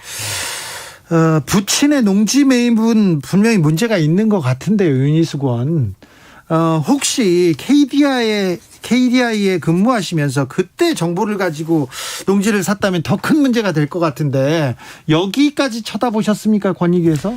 이번에 그 의원의 건의 경우에는 그 부친의 농지법과 주민등록법 위반 사안만 저희들이 확인을 한 거고요. 네. 그 의원과 부친과의 연관성이나 그 농지 매입의 그 정보 이용 이 부분에 관해서는 이번에 조사 범위에 포함되지 않았습니다. 알겠습니다. 유호진님께서 무소속 국회의원들은 조사 안 하나요? 얘기하는데 무소속 중에 부동산으로 돈 많이 번 의원들 많거든요. 이 부분은 권익위에 조사해 주세요. 이렇게 도장 찍어서 가져와야 됩니까?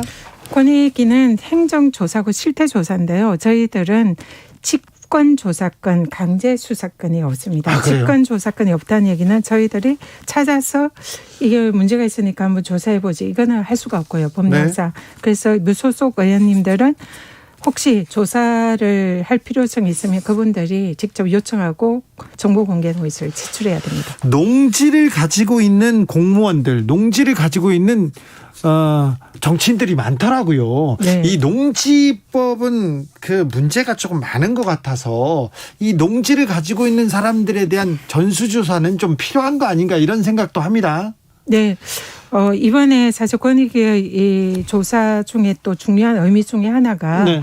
이 농지법 위반의 중요성 네. 이런 부분을 국민들이 또 정치권의 경각심을 가지는 계기가 됐다 생각합니다. 네네.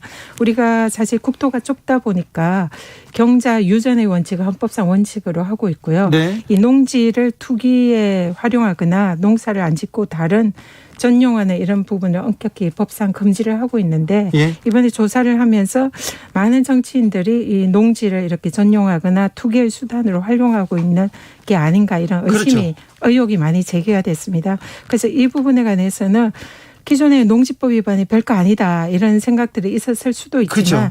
이번에 정말 농지법이 상당히 중요한 법이고 또 부동산 투기에 악용될 소지도 많은 법이다. 네. 이런 걸 저희들이 확인을 했고요. 그래서 말씀하신 대로 좀 전반적으로 뭐 정치인뿐만 아니라 이 농지법 위반에 대해서는 한 번 더 경각심을 가지고 어떤 좀 조사라든지 이런 걸 할 필요가 있다. 위원장님이 좀 해주세요.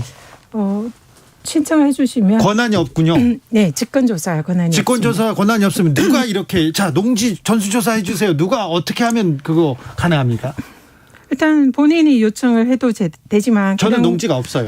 네. 그런 경우는 좀 어렵고요. 네. 신고를 하셔도 되고요. 저희들은 제3자가 문제가 있다면 저희들이 부패 공익 신고를 받습니다. 네. 그러면 저희들이 조사를 개시를 할 수가 있습니다. 네. 그래서 그런 사안이라든지 아니면 이번에 국회의원 전수조사처럼 기관들이 조사를 해달라 하는 경우도 있고 근본적인 방법은 권익위의 직권조사권 지금 이제 입법을 추진하고 있는데요. 네. 그런 법령이 이제 제정이 된다면은 가능할 것 같습니다. 권익위에서 만약에 농지에 대한 전수조사만 이루어져도 부동산 투기가 굉장히 줄어들 텐데요. 좀 맑아질 텐데 그런 생각해 봅니다. 네, 동의합니다. 이번 권익위 조사의 큰 의미 중에 하나 농지를 가지고 있는 정치인들. 정치인인데 농사꾼인 사람들, 이 사람들 문제를 좀 지적한 것도 크게 좀 도드라져 보입니다. 그런데요. 민주당에 대한 전수조사 결과 수사로 이어졌습니다. 경찰청 수사로 이어진 사람 중에 우상호 의원, 윤재갑 의원 등은 혐의를 벗기도 했는데 이 부분은 어떻게 보고 계십니까? 어떤 상황입니까? 일단 권익위 이제 그런 결과를 보고 권익위 조사가 좀 부실한 거 아니냐 이런 네. 이제 지적들을 하고 있는데요. 사실상 권익위 조사는 아까 말씀드렸지만 행정조사입니다. 저희들의 네. 조사 대상은 범죄자나 혐의자가 아니고요. 그냥 어떤 집단에 대한 전체적인 브로드한 조사입니다. 예를 들면 이제 혹시 언짢으실 수 있지만 KBS 직원들을 네. 부동산 투기 의혹을 조사해라. 네. 이걸 만약에 경찰이나 수사기관에서 조사를 하면 이건 강제 수사죠. 강제 수사죠. 그리고 혐의가 있는 사람들을 강제 수사해서 수사를 네. 하기 때문에 기본적으로 범죄자로 느껴지는 그런 분위기가 되는 거죠. 그렇죠. 그런데 권익위 조사는 그게 아닌 거예요. 일반인들 포함해서 다 브로드하게 조사를 해서 네. 국민의 눈높이와 법의 원칙만 그 잣대를 가지고 조사를 하는 거예요. 있는 자료만 가지고. 네. 그래서 여기서 넓게. 선량한 사람들을 걸러내는 거죠. 네, 그리고 그 잣대에 걸리는 분만 일단은 이제 확정이 되는 건 아니고 수사에 의해서 확정할 수 있도록 저희들이 송부를 하는 겁니다. 이런 절차입니다. 그래서 네. 중간 단계로 보고요. 네. 그래서 저희들이 그는 엄격한 법령과 그 잣대를 통해서 하지만 수사는 여러 가지로 판단을 할 수가 있어요. 그러니까. 예를 들면 혐의 여부도 판단할 수 있고 공소시효도 판단할 수 있고 또 여러 가지 정상 참작 사유도 판단해서 이 기소를 한다든지 불기소를 한다든지 여러 가지 잣대를 할 수가 있고요. 근데 저희들은 그런 잣대가 없고 오직 법령과 국민 눈높이가 저희들의 잣대다. 법령과 자료 가지고 넓게 네. 이렇게 조사를 하니까 수사 결과 네. 나올 때까지 좀 차분하게 지켜보면 되겠네요. 결과를 이제 그 수사 결과로서 확정되는 것이 저희들의 의무이기 때문에 이걸 수사와 왜 똑같이 결과를 못 내냐 하면 이거는 저희들의 행정조사의 제도의 취지를 조금 알겠습니다. 이해하지 못하는 그런 지적이다 생각합니다. 넓고 그 자료를 가지고 넓게 한번 걸러주는 그런 중간 조사기 때문에 이거 끼워 맞추기나 정치적 공작 이런 건 생각은 전혀 없습니다. 네. 스피커님께서 대선 후보 전원 부동산 전수조사 해야죠 이렇게 얘기하는데 그 대선 후보들의 부동산 전수조사 얘기도 나오고 있는데 이 사안도 권익위로 갑니까? 권익위로 갈 가능성이 높아요. 지금 보면. 지금 뭐 그 부분은 정치권에서 그 판단을 해서 그 저희들은 요청하면 저희들이 조사 여부를 뭐 접수를 할 수가 있고요. 그 부분은 뭐 언급하는 게 맞지 않을까 싶습니다. 알겠습니다. 근데 그쪽으로 갈 것 같아요. 또 위원장님한테. 그렇습니까? 이게 또 큰일이네요. 네, 알겠습니다. 8019님께서 국민권익위원회 수고했습니다. 격렬하게 격려합니다. 이렇게 감사합니다. 얘기했습니다. 6565님 권익위 수고하셨어요. 고맙습니다. 그런데요. 여의도 농부들 다 조사해서 땅 주소로 보내가지고 농사 짓게 해야 됩니다. 논으로 들어가게 해야 됩니다. 국민 눈에 결백함이 보이는 사람을 국회로 보내야죠. 이런 얘기도 합니다. 이번 전수조사가 많은 사람들한테 큰 반향을 일으키긴 했습니다. 자,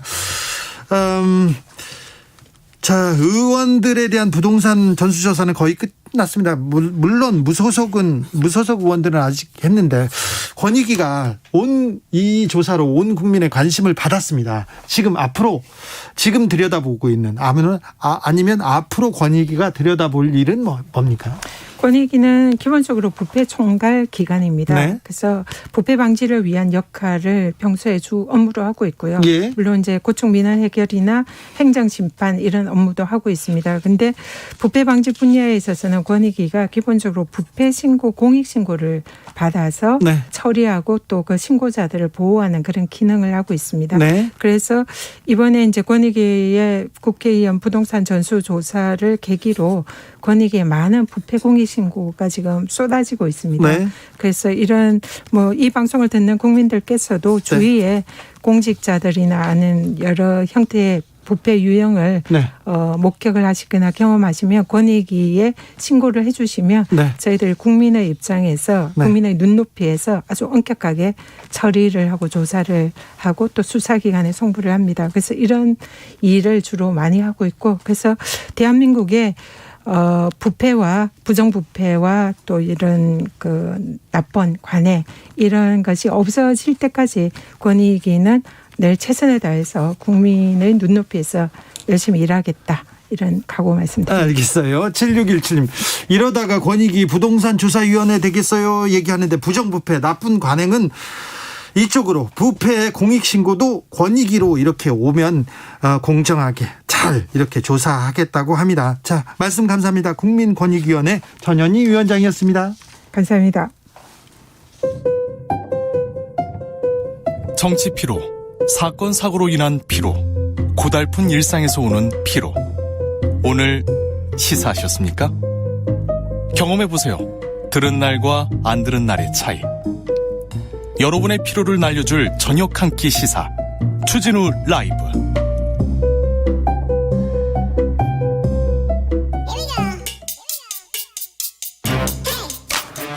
뉴스를 향한 진지한 고민, 기자들의 수다.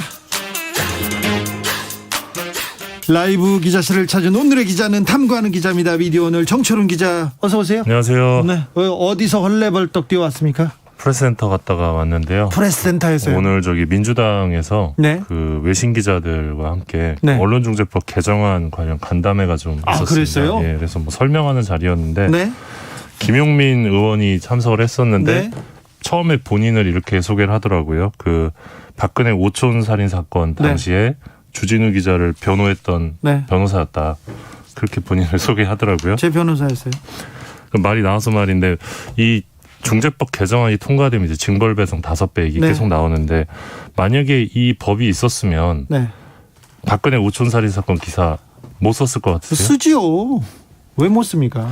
저도 그게 제일 답답한데, 그러니까 지금 이 법안 가지고 얘기할 때 그 최순실 보도 못할 수도 있다. 아니 뭐 하지요. 왜 못해요? 저는 그러니까 우려할 수는 있는데 너무 나가는 주장 같아요. 그러니까 이게 손석희 사장이 그 징벌배상 때문에 무서워서 최순실 보도를 못하겠습니까? 말이 안 되죠. 제가 장충기 삼성 보도를 삼성의 돈이 무서워서 못합니까? 그러니까 그거는 아니죠. 그런 주장은 저는 어떻게 보면 손 사장에 대한 명예훼손에 가깝다고 보는데 기자에 대한 명예훼손 아닙니까? 네, 너무 이렇게 주장이 좀 과격한 측면도 있다. 언론이 조금 자기 쪽에 이렇게 엄격한 잣대가 오니까 좀 그런 측면은 있어요. 그런 것 같아요.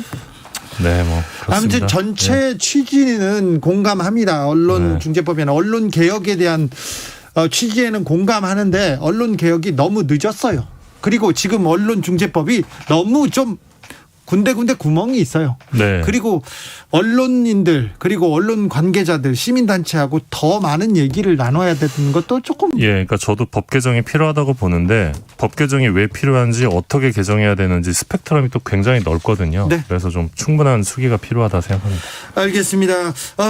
이번 주에 언론계 가장 큰 이슈는 뭐였어요? 뭐 중재법 빼고 한번 가져와 봤는데 네. 뉴스타파에서 24일에 되게 재밌는 보도를 했습니다. 네. 이 체리 회사를 하나 차립니다. 가짜로. 체리 회사요? 예, 체리를 먹는 파는 체리? 예, 먹는 체리. 네. 그런 다음에 그 생활정보 프로그램 있잖아요. 네. 거기에 이제 협찬 방송을 의뢰를 합니다. 네. 그래서 광고 대행사로부터 협찬 금액표를 받는데 이게 식당 메뉴판하고 비슷하답니다. 네. 방송 제목, 노출 시간, 협찬 금액 이게 다 적혀 있는데 지상파, 종편, 케이블 모두 다 들어가요? 협찬 방송이 가능하답니다. 모두요? 지상파도요? 네, 그럼요. 제작진이 뉴스타파 선택했던 거는 SBS 비즈, 예전에 SBS CNBC 채널인데 네. 여기에 있는 생생경제 정보톡톡 프로그램을 선택을 합니다. 네.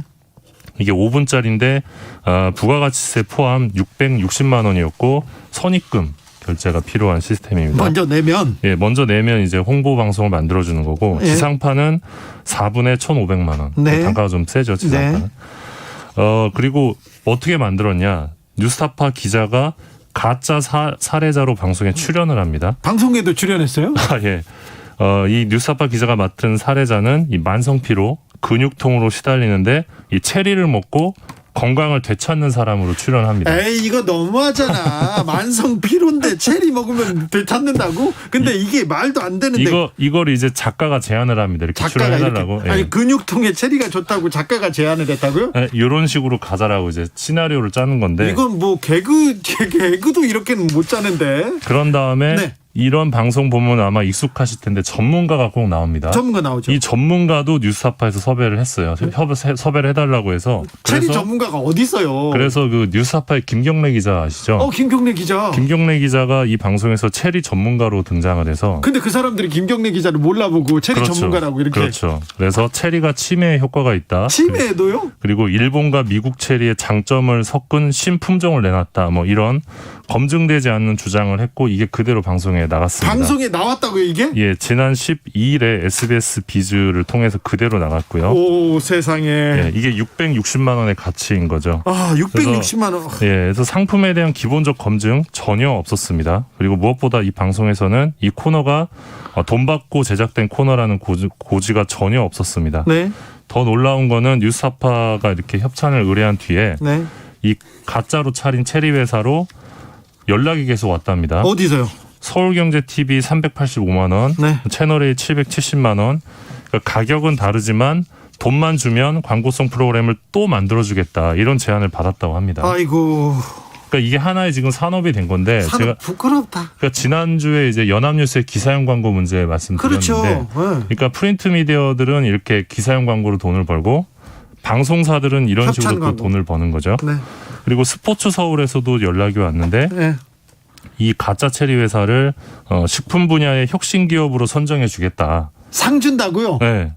그렇죠. 무슨 언론사마다 무슨 상 해가지고 다 시상식 하잖아요. 네. 그리고 이 상을 받으면 기사형 광고도 패키지로 내준다. 그것도 돈 내라. 120만 원의 협찬금을 요구했다고 합니다. 자, 그런데 SBS 무슨 비즈 방송이요. 창피해라. 이거 나중에 알게 됐을 거 아니에요? 예, 나중에 알게 된 다음에 이제 사과한다고 밝혔는데, 네.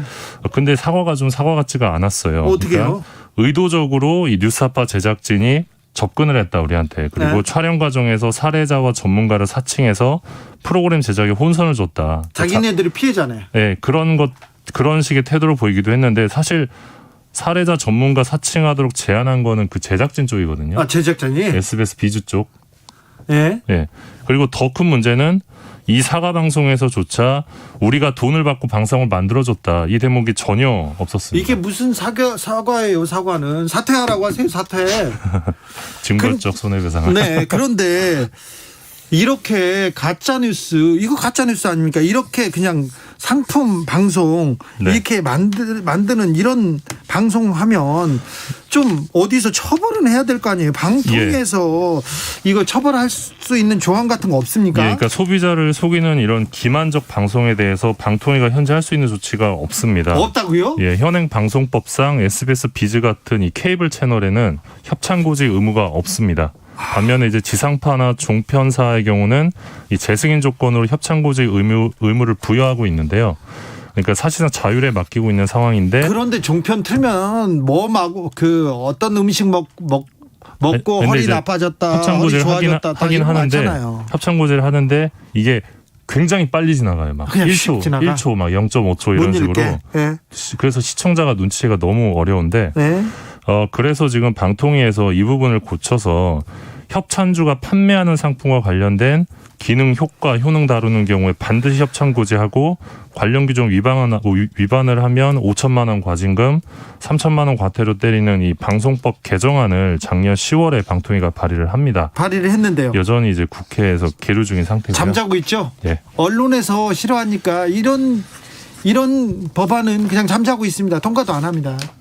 네, 이건 사실 대단히 부끄럽네요. 심각한 문제인데 부끄럽네요. 어떤 건강권을 위협할 수도 있는 문제거든요, 소비자들. 아니 체리 먹고 지금 근육통 얘기 나오고 뭐 심장, 치매 예방. 치매 예방 체리. 네.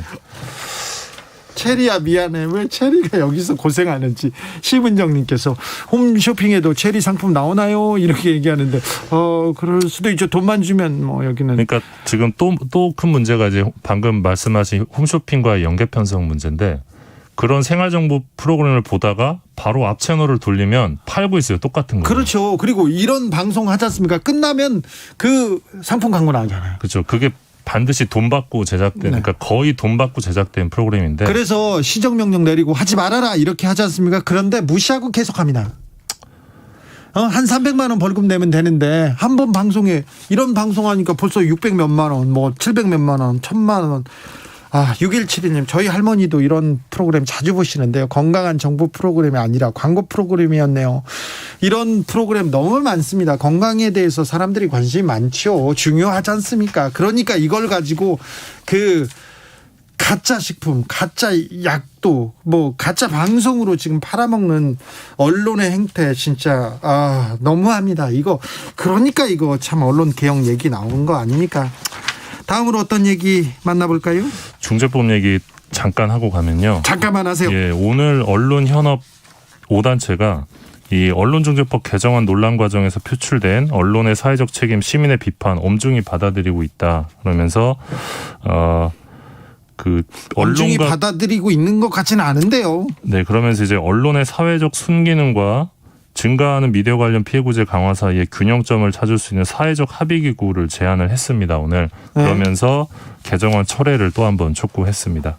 그러면서 개정안 철회를 촉구했다고요? 그러니까 일단 개정안 철회를 하고 이 사회적 합의기구를 통해서 합의를 하자, 수기를 하자 요 차원인데요. 사실은 언론관계법은 언론단체에서 나왔어야죠. 먼저 언론 개혁안은 언론한테서 자성의 목소리가 먼저 나왔어야 되는 거 아닙니까? 그래서 좀 너무 뒤늦게 나온 것 아니냐라는 지적도 있기는 한데요. 네. 오늘 기자회견이 있었는데 관련해서 언론노조 위원장이 이런 주장을 했습니다. 현재처럼 언론을 독국물처럼 매도하는 식의 개정안 입법 흐름에 동의할 수 없다. 독국물처럼 완전 매도하는 건 아닌 것 같은데요. 그런데요. 예, 그리고 윤석열 캠프에서 최근 이진숙 전 MBC 기자 많이 아실 텐데 이분을 언론 특보로 영입을 했는데 그랬더라고요. 이분이 이명박 박근혜 정부 시절에 어떤 언론 탄압의 상징적인 인물이죠. 그렇죠. 네. 그래서 많은 기자들이 해고되기도 했는데 이렇게 지독한 언론 탄압에 나섰던 사람을 임명하면서 지금 중재법 개정안 관련해서는 언론 자유를 주장하고 있지 않습니까? 네. 그래서 윤석열 후보의 이러한 행태는 이 정치적 반사 이익을 노린 것에 불과하다 이렇게 비판을 했는데 그러면서 중재법 개정안이 통과가 되면 윤석열 후보가 만약 당선이 됐을 때 이 법안을 고맙게 써먹을 것이다 이렇게 또 언론노조 위원장이 주장하기도 했습니다. 언론이 언론 자유를 외치는 것도 조금 웃긴데요. 그리고 특정 정파가 언론 자유를 위해서 권력 감시하고 재벌 감시하기 위해서 이 언론중재법에 대해서 왈가왈부할 때는 조금 더 많이 웃겼습니다. 자, 다음으로는 어떤 이야기 만나볼까요? 중재법 관련해서 굉장히 많은 비판 기사가 쏟아지고 있는데 거의 뭐 95% 이상. 근데 문화일보가 어제 내놨던 일면 기사가 대단히 좀 악의적이어서 가져와 봤습니다. 어떤 뉴스였죠? 언론 보도로 피해를 봤다며 제기한 민사소송 가운데 약 70%가 고위 공직자와 기업, 공적 인물 등 소위 권력 집단이었다, 이런 보도를 합니다. 네. 그러면서 민주당이 이 언론중재법 개정안이 일반인 구제를 위한 것이다라고 했지만 실제로는 대부분의 원고가 권력 집단이기 때문에 권력자를 위한 법이고 이 법은 권력자가 언론 보도를 틀어막기 위한 보호용으로 악용될 거다, 이런 논조였거든요. 네. 근데 문화일보 기사 근거를 보면 이 언론중재위원회가 지난해 발표한 언론 관련 판결 분석 보고서입니다. 근데 여기 보면 소송을 제기한 원고 중에 일반인 비율이 31.4%인데 나머지 68.6%를 전부 다 권력 집단으로 분류를 한 겁니다. 전부 다 권력 집단은 아닌데요? 그러면 이 68.6%는 뭐냐? 네. 보니까 고위공직자, 공적인물, 기업, 언론사, 일반단체, 종교단체, 지자체, 교육기관, 공공단체, 시민단체. 일반단체, 그러니까, 일반인들이 더 많네요? 그러니까 문화일보 주장대로 보면 일단 언론사는 권력 집단입니다. 아니, 그죠? 무슨 또, 그리고요?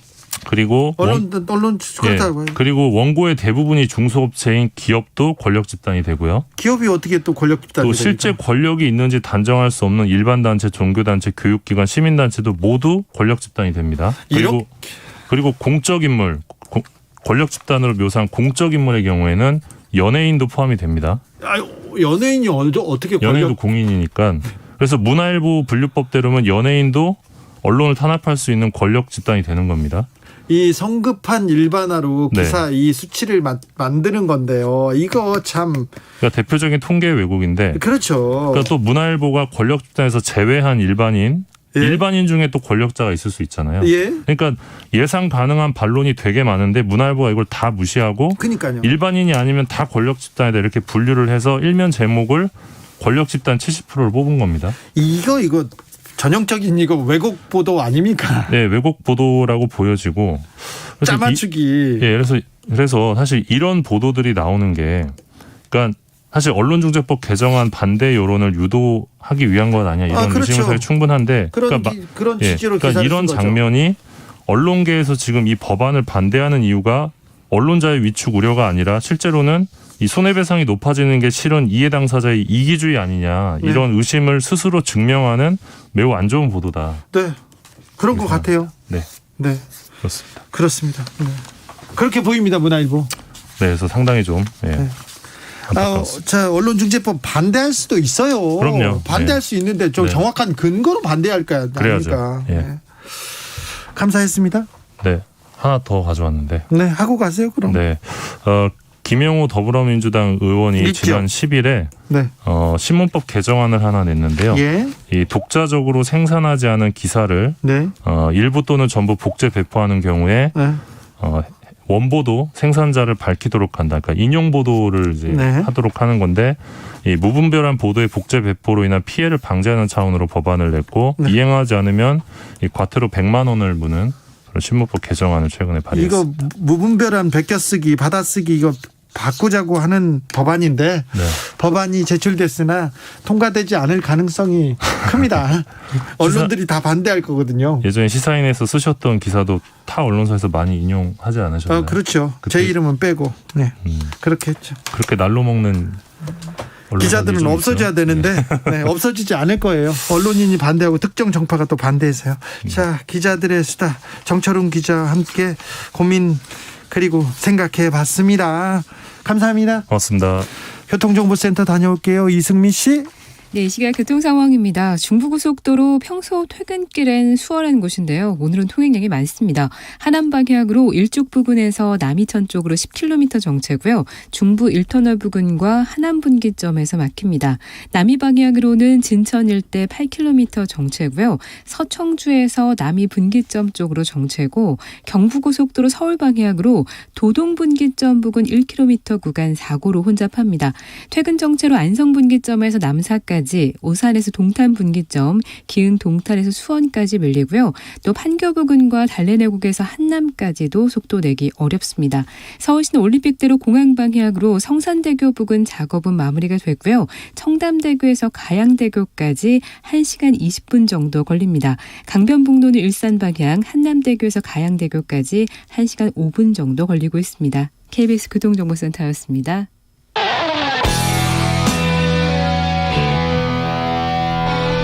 스치기만 해도 똑똑해진다. 드라이브 스루 시사 주진우 라이브.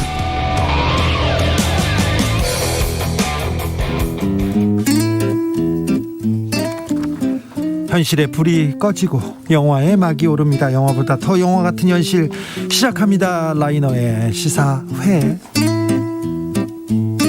영화 전문 유튜버 라이너 어서 오세요. 네, 안녕하세요. 네.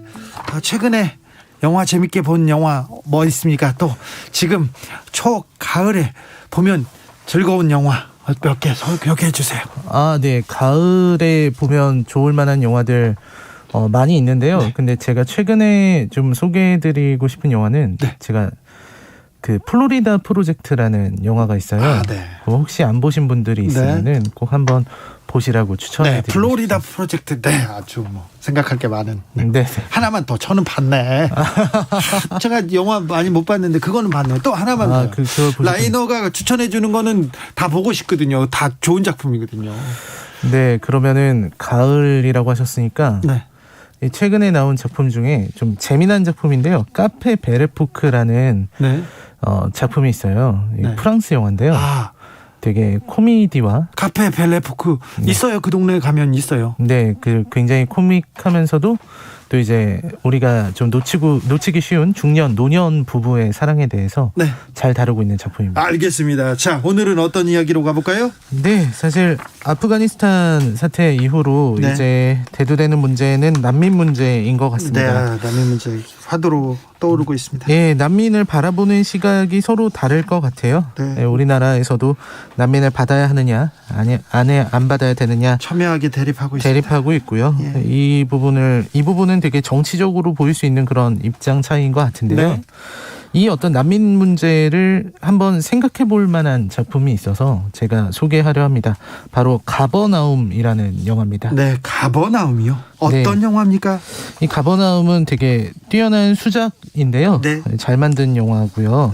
이 영화를 보면은 진짜 이 충격적인 현실 때문에 누구나 다 충격을 받게 될 것 같아요. 굉장히 여기 나오는 현실이 참 눈을 떼기 힘들 정도로 충격적인데 그거를 굉장히 극단적인 부감 풍경으로 이렇게 위에서 아래로 내려다보는 그런 시선으로 바라보고 있는 작품이고요. 아역들 연기가 진짜 장난 아닌 작품이라서 저도 진짜 막 흐느껴 울면서 봤던 영화이기도 합니다. 이게 레바논이 배경이에요. 레바논이요? 네, 레바논을 배경으로 해서 레바논 베이루트를 배경으로 해서 그 어떤 레바논의 현실 그리고 거기에 있는 어떤 난민들의 삶 이거를 굉장한 사실주의적인 방식으로 풀어낸 작품이거든요. 그리고 아이들의 연기가 좋았습니까? 이 작품에 나오는 아역들이 실제로 난민들입니다. 아, 그래요? 네. 너는 사는 것처럼 너 생활하던 것처럼 해봐 이래서 그 좋은 연기가 나왔나요? 네네 무슨 그런 게 아니고요. 진짜로 실제 난민인 거예요. 그래요? 연기를 하는 배우가 아니고. 그래서 정해진 대본이 아니라 굉장히 자연스럽게 진행을 한 거고요. 그러다 보니까 이런 굉장히 상상한 것 이상의 그런 충격적인 현실을 드러낸 작품입니다. 네, 영화 속으로 가볼까요? 가버나움. 네, 가버나움은 이제 되게 굉장히 고통스러운 영화인데 이 예수가 기적을 행했다는 곳이 이 가버나움인데요. 아마 제가 알기로는 이렇게 예수가 먹을 걸 나눠주는 그런 기적을 했던 곳인 것 같습니다. 영화가 그리고 있는 이 베이루트는 레바논의 수도 그리고 중동의 파리라고 불리는 곳이기도 합니다. 네, 여기서 이제 자인이라는 캐릭터가 나오게 돼요. 처음에는 두 가지 시점으로 나오는데요. 하나는 자인이 재판을 받고 있는 시점이고 다른 하나는 과거로 돌아가서 자인이 어떻게 재판을 받게 되었는가 이 내용을 다루고 있습니다. 이 내용이 이유가 뭐냐면요. 자인이가 살고 있는 이 삶이라는 게 되게 비참합니다. 얘는 12살 아이인데요. 집에서 앵벌이를 하듯이 노동에 투입이 돼요. 예. 그러니까 자인이는 계속 밖에 나가서 어떻게든 일을 해서 돈을 벌어서 집으로 가져와야 돼요. 왜냐면 집에는 동생들이 진짜 헐벗은 거나 다름없고요. 제대로 먹지도 못하고 마시지도 못합니다. 씻을 물도 부족하고요. 그리고 어린 애기한테는 발을 묶어놓고 걔는 버둥버둥거리고 이런 상황입니다. 그러니까 조그만 아이들이 서로 좁은 방 안에서 옹기종기 서로 끌어안고 잠을 자는 이런 환경이에요.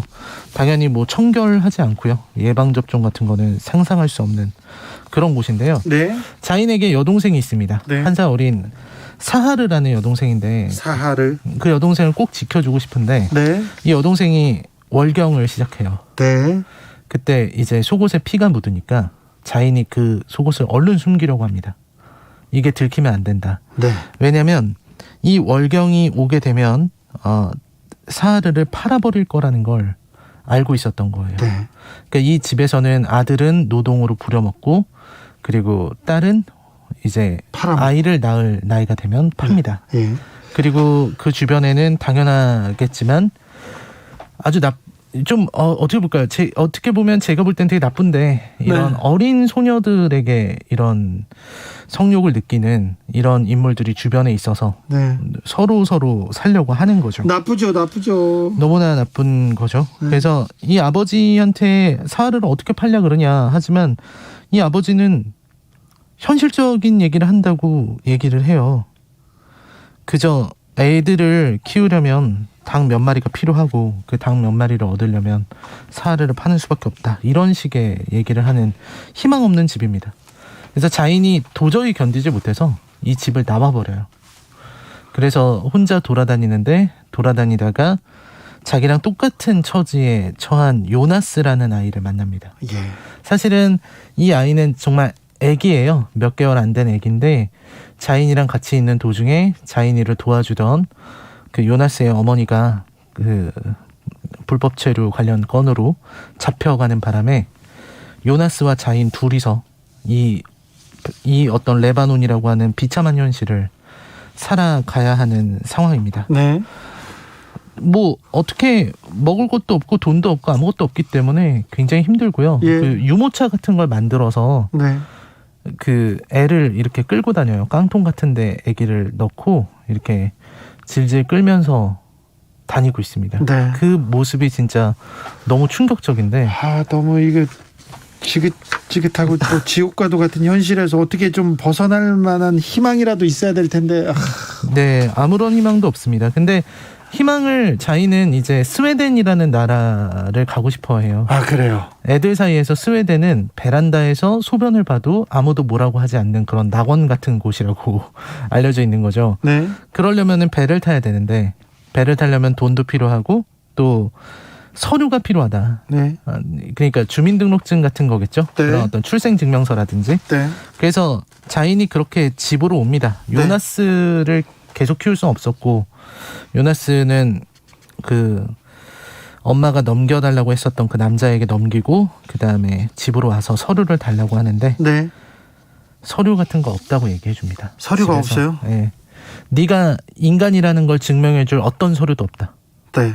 라고 얘기를 해요. 동생은 어떻게 됐어요? 그때 동생은 이제 시집 갔으니까 네. 집에 없는 게 당연하다고 생각해서 자인이 이렇게 있는데 이 가족끼리 대화를 하는데 누가 병원에 있다. 지금 예. 큰일 났다. 병원 갔다 왔다. 이런 얘기가 나오는 거예요. 예. 누가 병원을 갔냐고 가서 물어보니까 아무도 답을 못해요. 그때 자인은 알게 돼요. 동생이 죽었다는 거를. 사하르가 죽었어요? 네. 그래서요? 그래서 자인은 그 남자에게 복수하러 간 겁니다. 칼을 들고요. 네.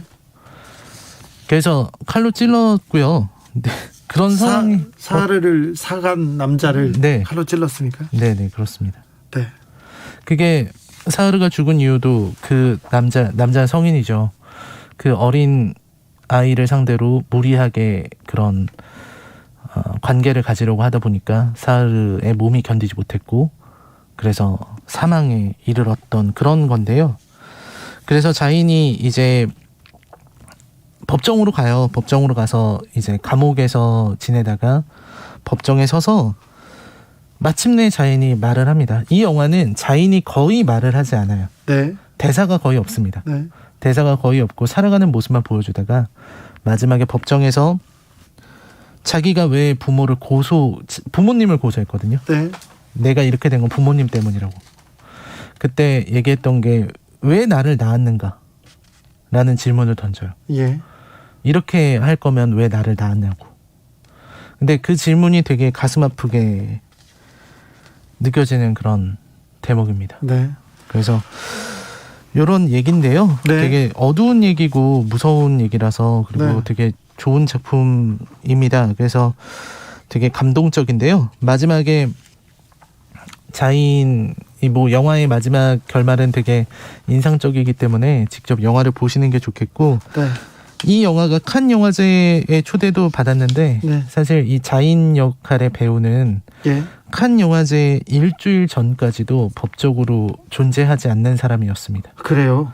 네, 근데 증명서가 없구나. 네, 근데 이 영화가 알려지면서 기적처럼 후원이 들어와서 지금은 행복하게 살고 있다라는 행복하게 산대요. 네, 그런 얘기가 나왔습니다. 조혜숙님께서 가버나움 보는 내내 괴로웠습니다. 두려움의 현실을 피하고 싶은 제 자신이 부끄럽기도 했습니다. 김승현님은 가버나움 보기가 너무 괴로웠어요. 이분도 괴로웠대요. 근데 네. 꼭 봐야 할 영화입니다. 아님 저라도 자인 같은 처지라면 자인과 같은 선택을 했을 것 같은 피폐한 상황 이렇게 얘기합니다. 라이너 이거 괴롭다고 하는데 괴롭다는데 이 영화 봐야 된다고 이 영화 높게 평가하는 이유가 뭡니까? 사실 이 영화가 왜 이런 극의 형태를 취해야 되는가 하는 의문도 들었고요. 예? 사실 중간에 보면은 자인이 이렇게 어린애를 유모차에 끌고 가니까 뭐 미국인 정도로 보이는 관람객들이 이렇게 먹을 거를 주거나 돈을 좀 주는 장면도 있어요. 네.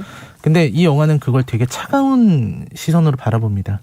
그런 어떤 도움이나 그런 작은 연민의 손길로는 아무것도 변하지 않는다는 걸 보여준 거고요. 예. 이 영화를 보다 보면 관객들은 굉장히 관조적으로 이 영화를 바라보면서 눈물을 흘리게 돼요. 근데 저도 울면서 그 생각을 했거든요. 이게 남의 일이니까 내가 이렇게 편하게 눈물 흘리고 이런 좀 값싼 연민을 보이는 거구나라는 생각이 들었어요. 이 영화는 그렇게 눈물을 흘리게 만들려는 영화가 아니라 질문을 하는 영화예요. 예. 그러니까 사실 난민을 만든 지옥을 만든 탈레반이라든지 그런 사람들한테 도움이 필요 없을지도 모릅니다.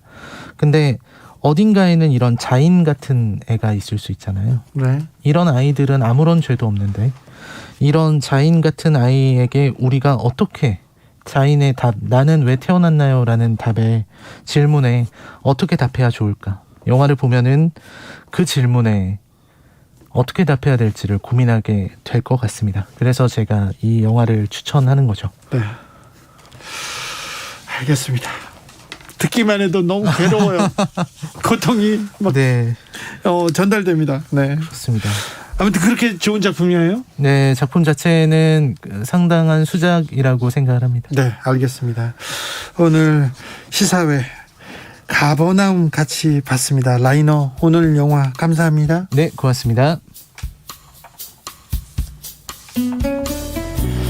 아이유 최백호의 아이야 나랑 걷자 들으면서 저는 여기서 마치겠습니다. 오늘 돌발 퀴즈 정답은 오산이었습니다. 오산. 저는 내일 오후 5시 5분에 주진우 라이브 스페셜로 돌아옵니다. 지금까지 주진우였습니다.